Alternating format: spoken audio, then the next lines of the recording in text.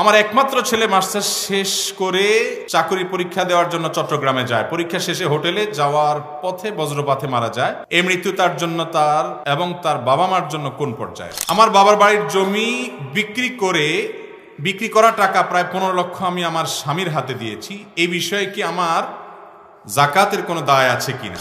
শয়তান কি শুধু জিন থেকেই হয় নাকি মানুষ থেকেও হয়? ইসলামে কি কোনো যুদ্ধ বাকি আছে? মসজিদের ইমাম যদি শিরিক করে অথবা তাবিজ ঝাড়ফুঁক দেয় তার পিছনে নামাজ পড়া যাবে কি? আমাদের এলাকায় মহিলারা কবর জিয়ারতের উদ্দেশ্যে যায়, এ ব্যাপারে শরীয়ত হুকুম জানাবে। মা বাবার কবরে পরিবারের সবাইকে নিয়ে হাত তুলে মোনাজাত করা জায়েজ আছে কিনা? এরপর প্রশ্ন হলো, বাংলাদেশের অধিকাংশ জায়গায় পারিবারিক ক্ষমতা, দাপট ও টাকার গরমে প্রতিবেশী সীমানা অতিক্রম করে জোরপূর্বক সীমানা 1-2 ফিট জায়গা বেশি দখল করে। অনেক এলাকায় দেখা যায় কেউ আবার মানুষের চলাচলের রাস্তাও বন্ধ করে দেয়। তাদের জন্য কোরআন হাদিস কি বলে? উমরা হজ আদায় করলে কি ফরজ হজ আদায়ের সওয়াব হবে কিনা? পেশাব করা পরে ডান হাতে পানি বা কুলুপ নেওয়া যাবে কিনা? আমি বুকের উপরে হাত বাঁধি আর রফে দেন করি দেখি আমাকে মসজিদ থেকে বের করে দিয়েছে। নামাজের কথা মনে পড়লে চোখ দিয়ে পানি আসে। কোনো মানুষ যদি লোক দেখারও নামাজ বা ওয়াজ মাহফিল করে সেটা শিরক হবে কিনা? অবশ্যই শিরক হবে ভাই। এরপরের প্রশ্ন, আমরা অনেক সময় মসজিদ বা মাদ্রাসা মাহফিলের জন্য রাস্তার পাশে মাইক বসিয়ে যাত্রীদের কাছ থেকে টাকা কালেকশন করি। প্রশ্ন হচ্ছে, এভাবে গায়ের গতিরোধ করে যাত্রীদের কাছ থেকে দান নেওয়া জায়েজ আছে কিনা? মৃত ব্যক্তির পাশে বসে কোরআন তেলাওয়াত করা যাবে কি? মেয়েদের বয়স 14 থেকে 28 হওয়ার সময় বাবা মা বিয়ে দিতে থাকে, কিন্তু ছেলেদের আর্থিক সামর্থ্য না থাকার কারণে সঠিক বয়সে বিয়ে করতে পারে না, তাই চরিত্র শতভাগ ধ্বংস হয়ে যায়। মূল প্রশ্ন এই বিষয়ে অভিভাবকদের উদ্দেশ্যে কিছু বলেন, ছেলেদের চরিত্র যেন ভালো থাকে। আমি একজন স্টুডেন্ট, 2-3টা টিউশনি নেওয়ার সময় বলা থাকে আমি সপ্তাহে 6 দিন পড়াবো, কিন্তু অনেক সময় ইচ্ছাকৃতভাবে 6 দিন পড়াই না, আমার টাকাটা হালাল কিনা? এরপরে প্রশ্ন হলো, ঢিলা কুলুপ ছাড়া পানি দিয়ে সম্পূর্ণ পবিত্রতা অর্জন করা সম্ভব কিনা? আমার ছেলে নেশাখোর, মা বাবার কথা শুনে না, আমি কি করতে পারি এবং ওর জন্য কিছু নসিহত করবেন দয়া করে। মাহফিলে ওয়াজের ভিডিও করে, এটি একটি ভালো কাজ, কিন্তু দুঃখের বিষয় আজকের মাহফিলে একজন ইউটিউবার মাগরিব এশার নামাজও পড়ে নাই। ইসলাম প্রচার করে না পড়লে কিয়ামতে মাপ পাবে কিনা? আমার দাদা আমার বাবাকে কিছু জমি অন্য ওয়ারিসদের চেয়ে বেশি লিখে দিয়েছেন, এমত অবস্থায় আমার করণীয় কি? এই জমি অন্য ওয়ারিসদের ফিরিয়ে না দিলে আমি কি গুনাহগার হব? অনেক প্রয়োজনীয় একটি প্রশ্ন ভাই। আমাদের দেশে এটা ঘরে ঘরে হয়। বাপ তার কোনো একটা ছেলেকে বেশি পছন্দ করে তার একটু জমি জমা বেশি লিখে দেয়, কোনো একটা মেয়েকে বেশি লিখে দেয়, আর অন্যদেরকে সমান হারে বা যতটুকু দেওয়ার দেয়। তো এখন আপনার বাপকে আপনার দাদা যদি বেশি দিয়ে দেয় বা আপনাকে আপনার বাপ অনেক বেশি দিয়ে দেয়, আপনার দায়িত্ব হলো বাপকে বুঝানো যে বাবা এটা অন্যায় এবং জুলুম এবং হারাম।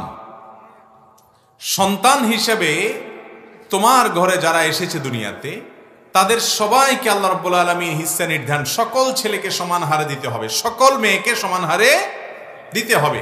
কোনো মেয়েকে বেশি দিলা, কোনোটাকে কম দিলা, কোনো ছেলেকে বেশি দিলা, কোনোটাকে কম দিলা, এটা পরিষ্কার গুনাহের কথা, এটা জায়েজ। এক সাহাবী নবীজি সাল্লাল্লাহু আলাইহি সাল্লামের কাছে এসে বলছেন, ইয়া রাসূলুল্লাহ, আমি আমার এক সন্তানকে অমুক অ্যাসেট সম্পদ দিয়েছি। নবীজি সাল্লাল্লাহু আলাইহি সাল্লাম বলেন, তোমার তো আরো সন্তান আছে, তাদেরকেও কি সমান হারে দিছো? বলে না। নবী করিম সাল্লাল্লাহু আলাইহি সাল্লাম বললেন যে যাও, ইত্তাকুল্লাহ, আল্লাহকে ভয় করো, ওয়াদিলু বাইনা আওলাদিকুম, এবং সন্তানদের মধ্যে সমতা বজায় রাখো। আমি ছোটবেলায় যে মাদ্রাসায় পড়েছি, আমার জীবনের প্রথম মাদ্রাসা, বুঝজ্ঞানও ছিল না, সেই মাদ্রাসার প্রতিষ্ঠাতার মেয়ে আমার অফিসে আসছে কিছুদিন আগে, সেই কত যুগ আগের কথা। উনি আসলেন, এসে তার দুঃখের কথা বললেন, আমার বাবা, আপনি তো সেখানে পড়ছেন, আপনি তো জানেন আমার বাবার কথা, উনি অবস্থাশালী মানুষ এলাকা, আল্লাহ তাকে অনেক সম্পদ দিয়েছেন, তিনি আমার ভাইদেরকে এই দিয়ে আর আমরা বোনদেরকে তিনি লামসাম কিছু দিয়ে বলে, দাবি রাখিস না, তোরা চলে যা, আর কথা বলিস না। মাদ্রাসার প্রতিষ্ঠাতা, শত শত আলেম সেখান থেকে তৈরি হয়েছে, অনেক নেককার হাজী সাহেব, নামাজি মানুষ, কিন্তু এই হারাম কাজটা করে যাচ্ছেন, খবরও ঘরে ঘরে বাংলাদেশে হারাম কাজটা হচ্ছে। যারা করছেন তারা জানেনও না, জুলুম করছেন। সন্তানদের মধ্যে সমতা রক্ষা করা আবশ্যক। এটা যদি রক্ষা না করেন, জুলুম যদি করেন, তাহলে তার জন্য আল্লাহর কাছে জবাবদিহি করা লাগবে। আপনার কোনো সন্তান আপনার একটু খেদমত বেশি করে, একটু আপনার সেবা যত্ন বেশি করে, সেজন্য মনের টানটা তার দিকে একটু বেশি থাকবে, এটা স্বাভাবিক, এটা প্রাকৃতিক, এটাতে দোষের কিছু নেই। কিন্তু তাই বলে সম্পদ তাকে আপনি বেশি দিবেন, অন্যজনকে দিবেন না বা কম দিবেন, এই সুযোগ নাই। এটা করবেন না, এটা করা যাবে না। সমান হারে দিতে, শরিয়া যেভাবে ঠিক করতে সেই হারে দিতে হবে। এখন যদি কোনো বাবা এরকম অন্যায় করে, আপনাকে আপনার বাপ বেশি দিছে, আপনি বাপের যায় বুঝান যে বাবা, আল্লাহ নবী সাল্লাল্লাহু আলাইহি সাল্লামের একজন সাহাবী এরকম করছে, একজনকে বাড়াই দিছে, আল্লাহ নবী তাকে ফেরত পাঠাইছেন সমান দেওয়ার জন্য এবং বলেছেন আল্লাহকে ভয় করার জন্য। অতএব তুমি আল্লাহকে ভয় করো বাবা, তুমি সম্পদ দিয়ে আমাকে বড়লোক বানাইতে পারবা না বাবা, আমার যতটুকু পাওনা ততটুকু দাও, বাকিটা আমার ভাই ব্রাদারকে দাও। তারা যদি তোমার খেদমত নাও করে, তোমার সন্তান হওয়ার কারণে তাদের অধিকার হয়ে গেছে, তুমি দিয়ে দাও, বুঝে আসুক আর না আসুক, যে ওদেরকে কেন দিবে, ওরা তোমার খোঁজ খবর নেয় না। খোঁজ খবর না নিলে ওরা আল্লাহর কাছে অপরাধী হবে, পাপী হবে, ধরা খাবে। কিন্তু তোমার দায়িত্ব তুমি পালন করো, দিয়ে দাও। বাপকে আপনি বুঝাই দিবেন। আর যদি আপনার দাদায় কাজ করে থাকে, তিনি দুনিয়া থেকে চলে যান, তাহলে আপনার বাপের উচিত হলো অতিরিক্ত যেটা দাদা দিছেন বলে ওইটা ভাই ব্রাদারকে ডেকে হিসেব করে বুঝাই দেওয়া। আজকাল বুঝাই দেওয়া তো দূরের কথা, পারলে আরো কিভাবে ভাতিজা ভাতিজিদের 14 গোষ্ঠী উদ্ধার করে মামলা মোকদ্দমা করে দখল করবে সেই চিন্তা, ঠিক না ঠিক? এগুলো নিয়ে কি কবরে যাবেন রে বাবা? একটা ছোট্ট কথা বলি, দুনিয়াতে বাবা মা টাকা পয়সা দিয়ে সন্তান বড়লোক হয়ে সুখী হয়ে গেছে, এর দৃষ্টান্ত খুব বেশি নাই। যেসব বাবা মা মনে করে চুরিদারি 2 নম্বরই করে, যেভাবেই হোক দুর্নীতি করে, অন্যায় করে, হারাম উপায় হলেও যেই ছেলের পছন্দ করে এর ভাষায় দেব, আপনি দিলেই সে ভেসে যাবে না, বরং সে ডুবেও যেতে পারে। বহু সন্তান এমন আমি দেখেছি, আপনারাও দেখেছেন, আশেপাশে খেয়াল করেন দেখবেন যে বাপ মা অন্যায়ভাবে একজনটা শুধু দিতেই থাকে, আর ওই পোলাপাইন এক সময় দেখা যায় খয়রাতের টুকরি নিয়ে দাঁড়ায় থাকে। আর যার দিকে বাপ মা হয়তো খেয়াল করে নাই, কোণঠাসা করছে, দেখতেও পারে নাই, হয়তো জুলুমও করছে, আল্লাহ তাকে হয়তো একসময় বাসায় দিচ্ছে। আছে না নাই? অতএব সন্তানদেরকে যোগ্যতা দেন, কাজ শিখান, কর্মঠ পরিশ্রমী বানান। এই যে যেখানে সেখানে ভালোবাসার অপব্যবহার না করে যেন জায়গা তো ব্যবহার করে সেটা শিখান, মানুষ বানান এবং সেই সাথে আল্লাহর সাথে পরিচিত করান। উপযুক্ত ন্যায্য হকটা দিয়ে দেন, ওরা দুনিয়াতে ভালো থাকবে ইনশাআল্লাহ। টাকা পয়সা দিয়ে সন্তানকে কখনো বড়লোক বানায় দিয়ে দিতে পারবেন না। আপনি জরিপ চালান, দেখবেন বেশিরভাগ মানুষ বাবার দেয়া সম্পদে বড়লোক হয় নাই। আল্লাহ তাআলা তাকে যোগ্যতা দিয়েছেন, সে পরিশ্রম করেছে, উপার্জন করেছে, নিজের মতো নিজে দাঁড়াইছে। এরকম ফ্যামিলি, এরকম মানুষই দেখবেন সবচাইতে ওই নবাবদের সন্তানরা এখন দেখবেন অনেকে রাস্তায় ঘুরে, আছে না নাই? অতএব সন্তানকে সম্পদ দিয়েই বড়লোক বানায় দিব, এটা ভুল চিন্তা। তাকে উপযুক্ত যতটুকু ততটুকু দেন, ভালোবাসাটা দেন, শিক্ষাটা দেন, বুদ্ধিগুলো দেন, পরিশ্রমী বানান, ঈমান দেন, নেকামল দেন, আল্লাহর সাথে পরিচয় করান। এটা ওদেরকে দুনিয়াতেও ধনী করবে, আখিরাতেও ধনী করবে। অতএব ভাইরা আমার, বাবা যদি ভুলেও দেয়, সন্তান সেটা ঠিক করতে হবে, কারেকশন করতে হবে, যে না এটা আমার ভাই বোনদের হক। এই যে জমি জমা সংক্রান্ত ভেজাল, এটা বাংলাদেশে এত বেশি যে আমি তো মনে করি 5 ওয়াক্ত নামাজ পড়েন, লম্বা দাঁড়িয়ে আছে, ওয়াজ করে, ওয়াজ শুনে, সব ঠিক আছে, কিন্তু এই জায়গা গেলে ঠন, এই জায়গা গেলে আল্লাহ রাব্বুল আলামিন কোরআনে কারিমে বলেছেন, আবাউকুম ওয়া আবনাউকুম লা তাদরুনা আইয়ুহুম আকরাবু লাকুম নাফআ। আমরা কেন দেই না সম্পদ? বাপ মনে করে যে মেয়েরে দিলে পরের বাড়ি চলে যাবে, আমার লাভ কি, জামাইয়ের ঘরে চলে যাবে, এই জন্য মেয়েদেরকে যত কম দেয়া যায়, ছেলেদেরকে দিলে আমারই থাকবে, এই না চিন্তা। এরপর দেখা যায় ওই ঘরে এমন এক ডাইনি পুত্রবধূ আসে, ওই ডাইনি মহিলায় ওই বুড়ার ভাতের ব্যবস্থাও আর করতে, আবার দেখা যায় ওই যে মেয়েরে দেয় নাই, ঠকাইছে, ওই মেয়ের ঘরে আল্লাহ তাআলা এমন জামাই, এমন নাতি নাতনি দিয়ে দেয় যে জামাই যেরকম শ্বশুরের জন্য পাগল, নাতি নাতনিরা নানার জন্য পাগল, তাদের জীবন যাবে, ওই বুড়ার জন্য তারা সবকিছু করতে রাজি আছে, অথচ এই বুড়াই তাদেরকে ঠেলাঠেলি করছে। আছে না নাই? আমার চোখের সামনে বহু ঘটনা এরকম আছে, আমি জানি ব্যক্তিগতভাবে। এই কথার কারণেই আল্লাহ তাআলা কোরআনে বলেছেন, পণ্ডিতি করতে যাবা না, তোমরা নিজেরা পণ্ডিতি করতে যাবা না। তোমার মৃত্যুর পর তোমার সম্পদে তোমার ছেলে কতটুকু পাবে, মেয়ে কতটুকু পাবে, তোমার স্ত্রী কতটুকু পাবে, স্বামী কতটুকু পাবে, ভাই বোন কতটুকু পাবে, বাপমা কতটুকু পাবে, সব আল্লাহ তাআলা পুঙ্খানুপুঙ্খ লিখে দিয়েছেন কোরআনে। আল্লাহ যা বলেছেন ফরিদাতুম মিনাল্লাহ, এটা আল্লাহর নির্ধারণ, আল্লাহর ফরজ, এটার পরিবর্তন করা যাবে না। তুমি নিজের থেকে বুদ্ধি করে শেয়ানামি করে কম বেশি করিও না, কারণ লা তাদরুনা আইহুম আকরাবু লাকুম নাফা, তুমি জানো না তোমার ছেলে মেয়ে কে তোমার বেশি উপকারে আসবে, তুমি জানো না। অতীব উপকারে আসুক না আসুক হিসাব দরকার নাই, আল্লাহ যেভাবে বলছেন সে হারে দিয়ে দিতে হবে ইনশাআল্লাহ। নিয়ত করবো না আমরা ইনশাআল্লাহ। আমাদের সন্তানদের মধ্যে কোনো বৈষম্য জুলুম আমরা করব। এই দেশে জমির দলিল যদি আপনি খোঁজেন, একটা গবেষণা কোনো এক জায়গায় একটা গবেষণা দেখেছি, বা আমি কোনো এক ভদ্রলোকের কাছ থেকে, খুব নির্ভরযোগ্য ভদ্রলোকের কাছ থেকে শুনেছি এক ভদ্রলোকের কাছ থেকে, যিনি গবেষক মানুষ, আল্লাহ ভালো জানেন পুরো তথ্য। তিনি বলেছেন, এবং তার কথার সত্যতা আমরা বাস্তবতা থেকে জানি, সেটা হলো বাংলাদেশে যত জমি জমা আছে, এই জমি জমার সম্ভব 1/3 বা 3/1 তার চাইতেও আরো কম হলো মেয়েদের নামে, আর সব ছেলেদের নামে। ব্যাপার কি, কাহিনী কি? অথচ বাংলাদেশে পুরুষের তুলনায় মহিলা কি এত কম? বেশি হোক আর সমানও যদি হয়, তাহলে সেক্ষেত্রে 50টা দলিল যদি ছেলে পুরুষের নামে হয়, তো আর 50টা তো মহিলার নামে হওয়ার কথা, ঠিক না? কিন্তু মহিলাদেরকে আমরা ঠকাই, ফুসলা ফাসলা বাজামার বাড়ি পাঠাই দিই, বলি তোরা বিয়ে দিতে অনেক টাকা খরচ হয়েছে, তো এই জন্য তোরা মাইনা যা। বিয়ে দেয়া বাপের কর্তব্য, সেটা ওই সম্পদ থেকে কাটা যাবে। কোন সন্তান অসুস্থ হয়েছে, তার জন্য চিকিৎসা খরচ বাপ করবে না? তো সেইখান থেকে কি সম্পদ থেকে কাটা দিবে যে তোমার জন্য অনেক খরচ হয়েছে বাবা, এই জন্য তোমারে দিলাম না? এগুলো পাগলামো এবং নাজায়েজ কাজ। আল্লাহ আমাদেরকে বোঝার তৌফিক দান করুন। সম্পদ পাই পে করে হিসাব দিবেন। বুড়া বাবারা, মুরব্বীরা, চাচারা, আপনারা বেশিরভাগ মানুষ সুদ খান না, আপনারা বেশিরভাগ মানুষ ঘুষ খান না, কারণ সরকারি চাকরি করেন না, ঘুষ খাবেন কোত্থেকে? আপনারা বেশিরভাগ মানুষ ডাকাতি করেন না, চুরি করেন না, আর্থিক যে অপরাধগুলো আছে এগুলো আপনারা করেন না বাবারা। কিন্তু এই এক জায়গায় অপরাধ করছেন যে টেরও পাচ্ছেন না, এবং আমল নামে গুনাহ লেখা হচ্ছে, কিয়ামতের ময়দানে দাঁড়া যেতে হবে। এই জন্য আল্লাহকে ভয় করবো তো ইনশাআল্লাহ। এরপরে প্রশ্ন, আমার একমাত্র ছেলে মাস্টার্স শেষ করে চাকরি পরীক্ষা দেওয়ার জন্য চট্টগ্রামে যায়। পরীক্ষা শেষে হোটেলে যাওয়ার পথে বজ্রপাতে মারা যায়।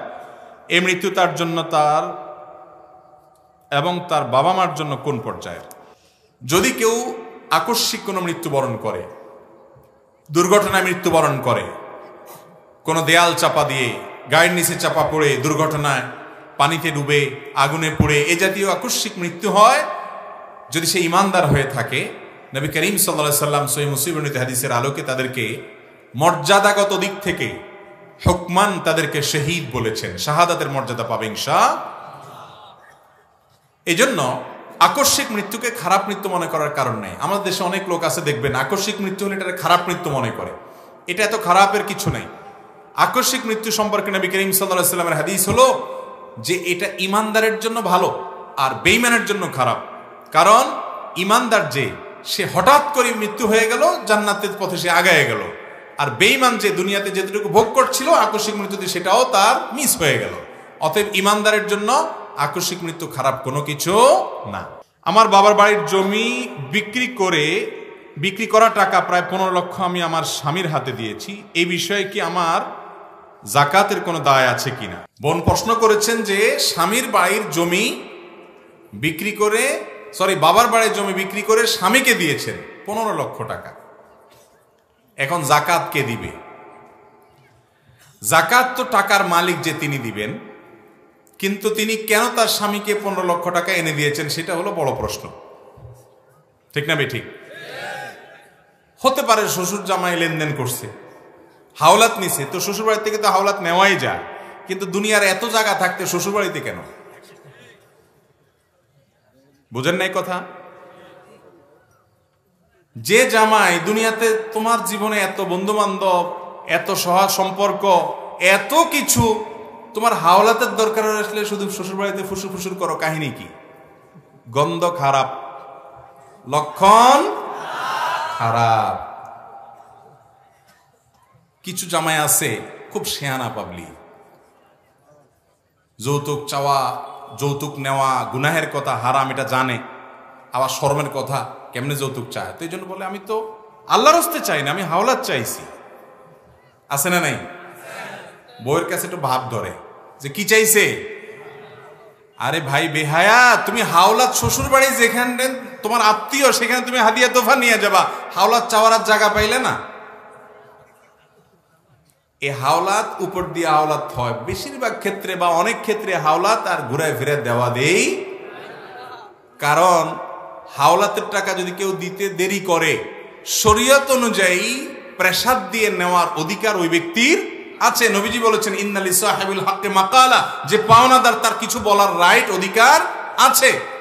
কিন্তু আপনি শিয়ানা পাবলিক শ্বশুর বাড়ির থেকে হাওলাত নিচ্ছেন, যে হাওলাত নিয়ে যখন ঘোরাঘুরি করবেন তো শ্বশুর শাশুড়ি তার মেয়ে বিয়ে দেওয়া আছে, বেচারা বানতেও পারবে না আপনারে। ঠিক না বেঠিক? এসব চালাকি করবেন না, এসব বেহায়ামি করবেন না। সম্পদ আল্লাহ তাআলা মানুষকে দেন, শ্রম দিবেন, পরিশ্রম করবেন, কষ্ট করবেন, অল্প খাবেন, কিন্তু নির্লজ্জের মতো কাজ করবেন না। বিয়ে করে শ্বশুর বাড়িতে যে বসে আছেন, বউরে পাঠাই দিচ্ছেন, এখন আব্বা ইটালিতে যাওয়ার একটা ব্যবস্থা হয়েছে আর কি, ভিসা আসছে আর কি মিডিল ইস্ট থেকে, আল্লাহ ভরসা 2000 রিয়াল শুনছি বেতন, 1 বছর লাগবে না, টাকা উঠে যাবে ইনশাআল্লাহ।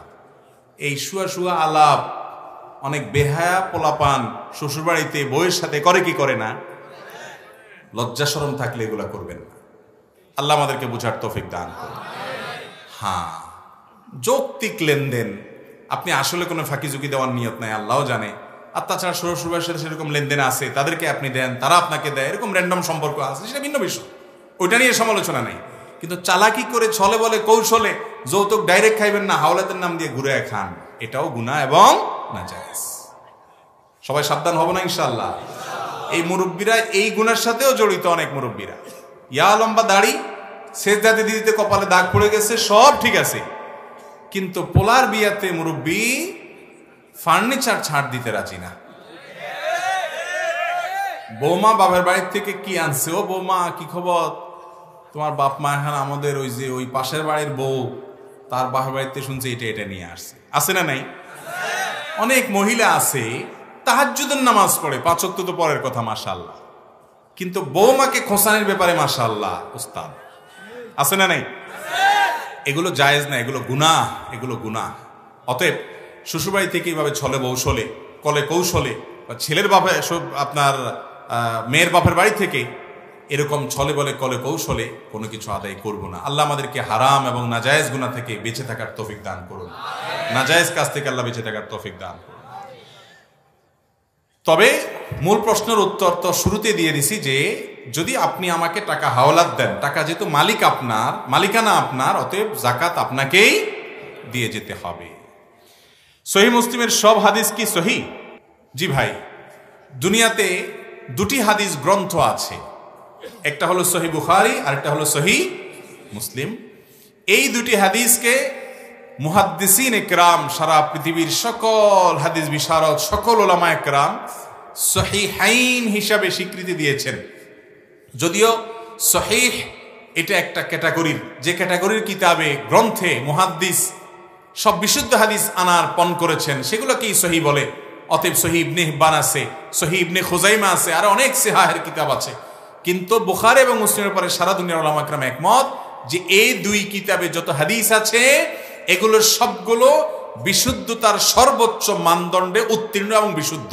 এগুলোর কোনো হাদিসের ব্যাপারে অশুদ্ধতা নিয়ে কোনো প্রশ্ন সংশয় পৃথিবীর মুহাদ্দিসদের মধ্যে নাই। কথা কি বুঝাতে পারছি?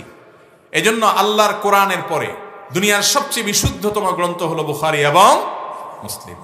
কিন্তু এর মানে এই না যে এই 2টার বাইরে আর সহিহ হাদিস নাই। অন্যান্য হাদিসের কিতাবও কি আছে? সহিহ বিশুদ্ধ হাদিস আছে। আজকাল আমাদের সমাজে অনেক লোক বের হইছে যারা নবীজির হাদিসকে বলে লাহওয়াল হাদিস আর কোরআনকে বলে আহসানাল হাদিস। তারা কোরআনের আয়াতের অপব্যাখ্যা করে, কোরআন মানে নবীজির হাদিসকে তারা ইনিয়ে বিনিয়ে বিভিন্নভাবে অস্বীকার করে। এ ভাইদের সবাই যে খারাপ উদ্দেশ্য নিয়ে করছে তা নয়, তাদের বুঝের বেশ কম। তারা জানেন না যে আল্লাহ তাআলা এই কোরআন 23 বছর ধরে একটু একটু করে নাজিল করেছেন মুহাম্মদ সাল্লাল্লাহু আলাইহি সাল্লামের উপরে, এবং তাকে বলেছেন যে হে আপনার রাসূলকে আল্লাহ তাআলা বলেছেন যে আপনার প্রতি এই কোরআন নাজিল করেছি কেন? লিতুবাইয়িনা লিন-নাসি মা নুজিলা ইলাইহিম, মানুষের প্রতি, মানুষের কাছে আল্লাহর যে ওহী নাজিল হয়েছে এটা যেন আপনি খুলে খুলে ব্যাখ্যা বিশ্লেষণ করে বুঝায় দেন। এই ব্যক্ত করবার জন্য, তাবয়ীনের কাজের জন্য আপনার প্রতি নাজিল করা হয়েছে, যাতে আপনি এটা ব্যাখ্যা করে বুঝায় দেন। এই জন্য কোরআনের ব্যাখ্যা এবং বিশ্লেষণের জন্য নবীজির হাদিস, সেটাকে যদি আপনি বাদ দেন তাহলে কোরআনকে আপনি কখনো অবিকৃত এবং পরিপূর্ণভাবে পিওরভাবে অনুসরণ করতে পারবেন না। এই জন্য মুসলমান কোরআন এবং হাদিস দুইটাকে পাশাপাশি নিয়ে চলতে হবে। যদি হাদিস নিয়ে আপনার সংশয় থাকে, হাদিস কিভাবে সংকলন হয়েছে, কিভাবে বিশুদ্ধ হাদিস সন্দেহের মানদণ্ড, সন্দেহের যে গণ্ডি সেটা পেরিয়ে উত্তীর্ণ হয়ে গেছে, এই সম্পর্কে পড়াশোনা করেন, ঘাটাঘাটি করেন, অনেক কিছু টের পাবেন ইনশাআল্লাহ। শয়তান কি শুধু জিন থেকেই হয় নাকি মানুষ থেকেও হয়? শয়তান মূলত জিন এবং জিনের সন্তানরা, কিন্তু মানুষ শয়তানও হয়। মানুষরূপী শয়তানও মানে কর্মকাণ্ডে হয় আর কি। মূলত শয়তান কোত্থেকে হয়? জিন থেকে। এবং কোরআনে কারীমে সূরা নাসের মধ্যে আছে না যে কুল আউযু বিরাব্বিন নাস মালিকিন নাস ইলাহিন নাস মিন শাররিল ওয়াসওয়াসিল, কুমন্ত্রণা দেয় যে ইবলিসের, শয়তানে, ওর ক্ষতি থেকে আল্লাহ পানা চাই। আল্লাযী ইউওয়াসওয়িসু ফি সুদুরিন নাস, যে মানুষের মনের ভিতরে বাজে চিন্তা ঢুকায়, খারাপ পথে নেয়, ফুসলায় ফুসলায়। তারপরে কি? মিনাল জিন্নাতি ওয়ান নাস। সেই ইবলিসি কাজটা শুধু জিন শয়তানই করে না, মানুষ শয়তানও করে। এই জন্য মানুষরূপী শয়তান যারা ফুসলে ফুসলে আপনাকে কুকাম করাবে, খারাপ দিকে নিবে, এগুলা মানুষরূপী শয়তান হয়। কিন্তু এটা হলো শয়তান কর্মকাণ্ডে। মূল শয়তানটা মানুষ থেকে হয় না। কোত্থেকে হয়? ইসলামে কি কোনো যুদ্ধ বাকি আছে? অবশ্যই কিয়ামতের আগে বহু যুদ্ধ, লড়াই হবে। আল্লাহর জন্য যে লড়াই হবে, যেখানে আল্লাহ তাআলা সন্তুষ্টি থাকবে, কোরআন হাদিসের নির্দেশনা থাকবে, সেটাই আল্লাহর জন্য লড়াই হিসেবে বিবেচিত হবে। কিয়ামত পর্যন্ত এটা ভ্যালিড থাকবে, হতে পারে। আমি এসএসসি পরীক্ষা দিয়েছি কিছুদিন আগে। আমাদের যদি কিছু নসিহত করতেন, কোন যুবক প্রশ্ন করেছেন যে এসএসসি পরীক্ষা দিয়েছেন, যারা এসএসসি দাখিল পরীক্ষা দিয়েছেন, এখন বোধহয় আলিম এবং আপনার এইচএসসি পরীক্ষা চলমান আছে। আমরা দোয়া করি আমাদের পরীক্ষার্থী ভাইদের পরীক্ষা যেন ভালো হয়, আল্লাহ সেই তৌফিক দান করেন। সেই সাথে আপনাদেরকে বলবো, পরীক্ষা দেওয়ার পরের যে সময়টা, অখণ্ড অবসর সময়, এই সময়টাকে খুব হিসেব নিকেশ করে ভালোভাবে কাটানোর চেষ্টা করবেন। বেশিরভাগ যুবকদের যৌবনের একটা গুরুত্বপূর্ণ সময় শয়তান হেয়ালিপনা করে কাটায় দেয়। বন্ধু বান্ধবের সাথে দুস্তি, আড্ডা, পাগলামো, ছাগলামো, মাতলামো। দেখবেন তরুণদের মধ্যে সৃষ্টিশীল কাজ করা তরুণের সংখ্যা কম। আলহামদুলিল্লাহ, মাহফিলের সুবাদে দেশের বিভিন্ন জায়গায় আমি গিয়ে দেখেছি অনেক যুবক তরুণরা আছেন যে তারা নিজেরা উদ্যোগী হয়ে তারা ব্লাড ডোনেশনের বিভিন্ন উদ্যোগ নিয়েছে। এই যে শীত আসছে, শীত বস্ত্র বিতরণের উদ্যোগ নেয়। তারা ভালো কিছু কাজ করে বন্ধুরা মিলে। এলাকায় কোনো এলাকার রাস্তা ভেঙে গেছে, কালভার্ট ভেঙে গেছে, তারা স্বেচ্ছাশ্রম দিয়ে সেটা ঠিক করে দেয়। এই যুবকগুলো হলো আল্লাহ তাআলার প্রিয় বান্দা। যদি ইমানদার হয়ে থাকে, এই আমলগুলো তাদেরকে ইনশাআল্লাহ জান্নাতি যুবক হিসাবে পরিণত করবে। অতএব এসএসসি দাখিল পরীক্ষা বা এইচএসসি আপনার আলিম পরীক্ষা শেষ হয়েছে, অবসর সময়ে বন্ধু বান্ধবদেরকে দিয়ে ভালো কিছু কাজ করেন। কোরআনে কারিমটা পুরো অর্থ সহকারে পড়া হয় নাই, একবার একটু পড়ার প্ল্যান করেন, টাইম করে প্রতিদিন 2-4 পৃষ্ঠা করে পড়ে শেষ করেন। কিছু হাদিসের, নির্বাচিত হাদিসের গ্রন্থ, এগুলো পড়ার চেষ্টা করেন। ওলামাদের মজলিসে যান, দিন সম্পর্কে জানার চেষ্টা করেন। বাবা মাকে সময় দিতে পারেন নাই পরীক্ষার সময়, বিভিন্ন সময়, এই সময় একটু মায়ের কাজ করে দেন, বাবার কাজ করে দেন, পাশে দাঁড়ান। এই যে মোবাইল ফোন, এটা আজকাল আমাদের যুবকদের এমন একটা জায়গায় নিয়ে গেছে যে বাবা মার দিকে তাকায় কথা বলার সময় আজকাল আমাদের, ঠিক না বে ঠিক? একবার জায়গায় 10 বার ডাকার পরও হুঁশ নাই, ছেলে ডাইরেক্ট হয়ে গেছে। ছেলে ফেসবুকে কি হয়ে গেছে? ডাইরেক্ট হয়ে গেছে। এই ডাইরেক্টের রোগী, ডায়রিয়ার রোগী আমরা বেশিরভাগ যুবকরা না আজকাল। কিসের মার ডাক, কিসের বাপার ডাক, কিছু খবর নাই। আল্লাহ আমাদেরকে হেদায়েত দান করুন। এই জন্য অবসর সময় তাদেরকে সময় দিবেন। মসজিদের ইমাম যদি শিরিক করে অথবা তাবিজ ঝাড়ফুঁক দেয়, তার পিছনে নামাজ পড়া যাবে কিনা?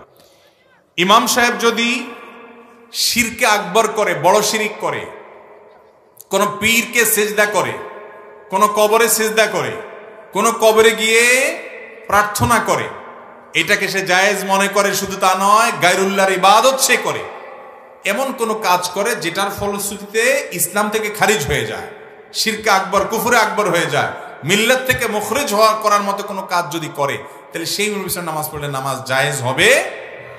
এটা যদি না থাকে, অন্য কোনো গুনাহ করে, অপরাধ করে, পাপ করে, এমনকি বিদআত করে, আমলগত বিদআত, তার পিছনে নামাজ পড়লেও নামাজ আদায় হয়ে যাবে।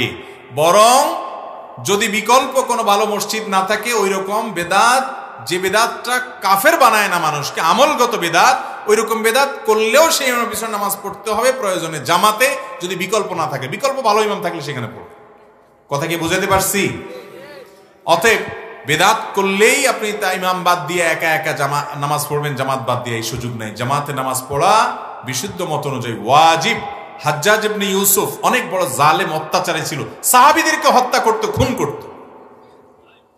আমাদের এলাকায়, আমাদের দেশে অনেক লোক আছে। গতকালকে সিলেটে মাহফিলে প্রশ্ন আসছে, বিভিন্ন জায়গায় দেখা যায় যে অনেক লোক নামাজ পড়তে মসজিদে যায় না। কেন? কয় না না, ইমাম সাহেবের নামাজ পড়তে আমার ভক্তি হয় না। আরে বাপরে বাপ, কি ফেরেশতা মানুষ! ইমাম সাহেবের নামাজ পড়তে ওনার কি হয় না? ভক্তি হয় না। আপনার ভক্তি দিয়ে কি করবেন? আপনার নামাজ আপনি পড়বেন, অবশ্যই আপনাকে জামাতের সাথে পড়তে হবে। ইমামের পেছনে লেগে তারে অপছন্দ করেন, এজন্য একা একা নামাজ পড়ছেন, এটা জায়েজ নেই। অবশ্যই জামাতে নামাজ পড়তে এই ভুল করবেন না কোনোদিন, খবরদার। জামাতের সাথে নামাজ পড়তে হবে। ইমামের ভুলের জন্য সে আল্লাহর কাছে দায়ী থাকবে। হ্যাঁ, তার ভুলটা যদি যে বড় ভুল হয়, আকীদাগত বড় বিদআত থাকে, যেটা কাফের বানা দেয় তাকে, তাহলে ভিন্ন কথা। কিন্তু আমলগত ত্রুটির অজুহাত দিয়ে ইমামের নামাজ ছাড়া যাবে না। হাজ্জাজ ইবনে ইউসুফের কথা বলছিলাম, জালেম ছিল, সাহাবীদের খুনি ছিল, অথচ তার পিছনে সিনিয়র সব সাহাবীরা নামাজ পড়তেন। জামাত এত গুরুত্বপূর্ণ ইসলামে, মুসলমানদের ঐক্য এত গুরুত্বপূর্ণ, ঠুনকো অজুহাত দিয়ে আপনি আলাদা করে ফেলবেন, একা একা পড়বেন, দল থেকে বের হয়ে আসবেন, এটা ইসলামে জায়েজ নাই। খুব গুরুত্বপূর্ণ একটা বিষয়। আমাদের এলাকায় মহিলারা কবর জিয়ারতের উদ্দেশ্যে যায়, এ ব্যাপারে শরীয়ত হুকুম জানাবেন। মহিলারা কবরস্থানে কবর জিয়ারত করতে যাবেন কিনা, ফোকায়ে কেরামের দুইটা মত আছে।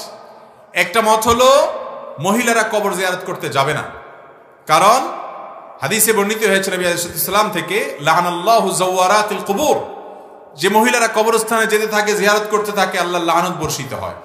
এই হাদিসটির আলোকে মুহাদ্দিস ফোকাহায়ে কেরামের একদল বলেন যে মহিলারা কবর জিয়ারত করতে যাবেন না। এখন আপনি যদি বলেন তারা কেন যাবে না, তাদের বাপ আছে, মা আছে, স্বামী আছে, তাদের কি আবেগ নাই? তো এর উত্তর হলো, প্রথম কথা হলো যে আল্লাহ তাআলা কোন কারণে, বা আল্লাহ রাসূল সাল্লাল্লাহু আলাইহি সাল্লাম আল্লাহর নির্দেশে ভিত্তিতে কোন কারণে কোনটা আদেশ নিষেধ করেছেন, তার সব কিছু আপনি আমি বুঝে যাবো এমন নয়। অনেক হিকমত আছে যেটা আমাদের জানা নাই, আল্লাহ তাআলা ভালো জানেন। এর ভিতরে বাহ্যিক কিছু কারণ আছে, তারা অনেক বেশি আবেগপ্রবণ হয়ে থাকেন। কবরস্থানে গেলে নিজেদেরকে নিয়ন্ত্রণ হারিয়ে ফেলার সম্ভাবনা পুরুষদের তুলনায় একটু বেশি থাকে। দ্বিতীয়ত, কবরস্থান একটা এমন পাবলিক প্লেস যে যেখানে যখন মানুষ মারা যায়, অনেক মানুষ, কারণ কবরস্থানে লাশের পিছনে যাওয়া সবের কাজ, অনেক মানুষ সেখানে যায়, সেখানে পর্দার খেলাফ, তাদের প্রাইভেসি নষ্ট ইত্যাদির কারণ আছে, আরো অনেক ব্যাপার থাকতে পারে আধ্যাত্মিক ভেতরগত, যেগুলো আমরা জানি না, কিন্তু হাদিসে নিষেধাজ্ঞা আছে। তবে অনেক উলামা ইকরাম বলেছেন, এই হাদিসে যাওয়ারাতুল কুবুর বলা হয়েছে, অর্থাৎ যারা বেশি বেশি কবর জিয়ারত করে, মাঝে মধ্যে কেউ গেলে সেটা এই হাদিসের আলোকে নিষিদ্ধ হবে না। এই দ্বিতীয় মতের ওলামাদের মতে মাঝে মধ্যে যাওয়া যেতে পারে, নিয়মিত বা ওখানে গিয়ে পড়ে থাকা, সীমালঙ্ঘন করা, বাড়াবাড়ি করা, অতিরিক্ত আবেগ দেখানো সেখানে, সেটা হাদিসে নিষেধ আছে। দুইটা মত ফুকাহে কেরামের মধ্যে আছে। তবে পুরুষদের জন্য সর্বাবস্থায় কবর জিয়ারত করা নির্দেশিত। নবী সাল্লাল্লাহু আলাইহি ওয়াসাল্লামের হাদিস হলো, নাহাইতুকুম আন জিয়ারাতিল কুবুরি ফাজুরুহাল আন ফাইন্নাহা তুযাক্কিরুকুম আল আখিরা, তোমরা কবর জিয়ারত করবা, কারণ সেটা তোমাদের আখিরাতের কথা কি করাবে, স্মরণ করায়া দিবে। মহিলারা বাসাবাড়ি থেকে তাদের কবরবাসীর জন্য দোয়া করবেন, চোখের পানি ফেলবেন, দোয়া করবেন।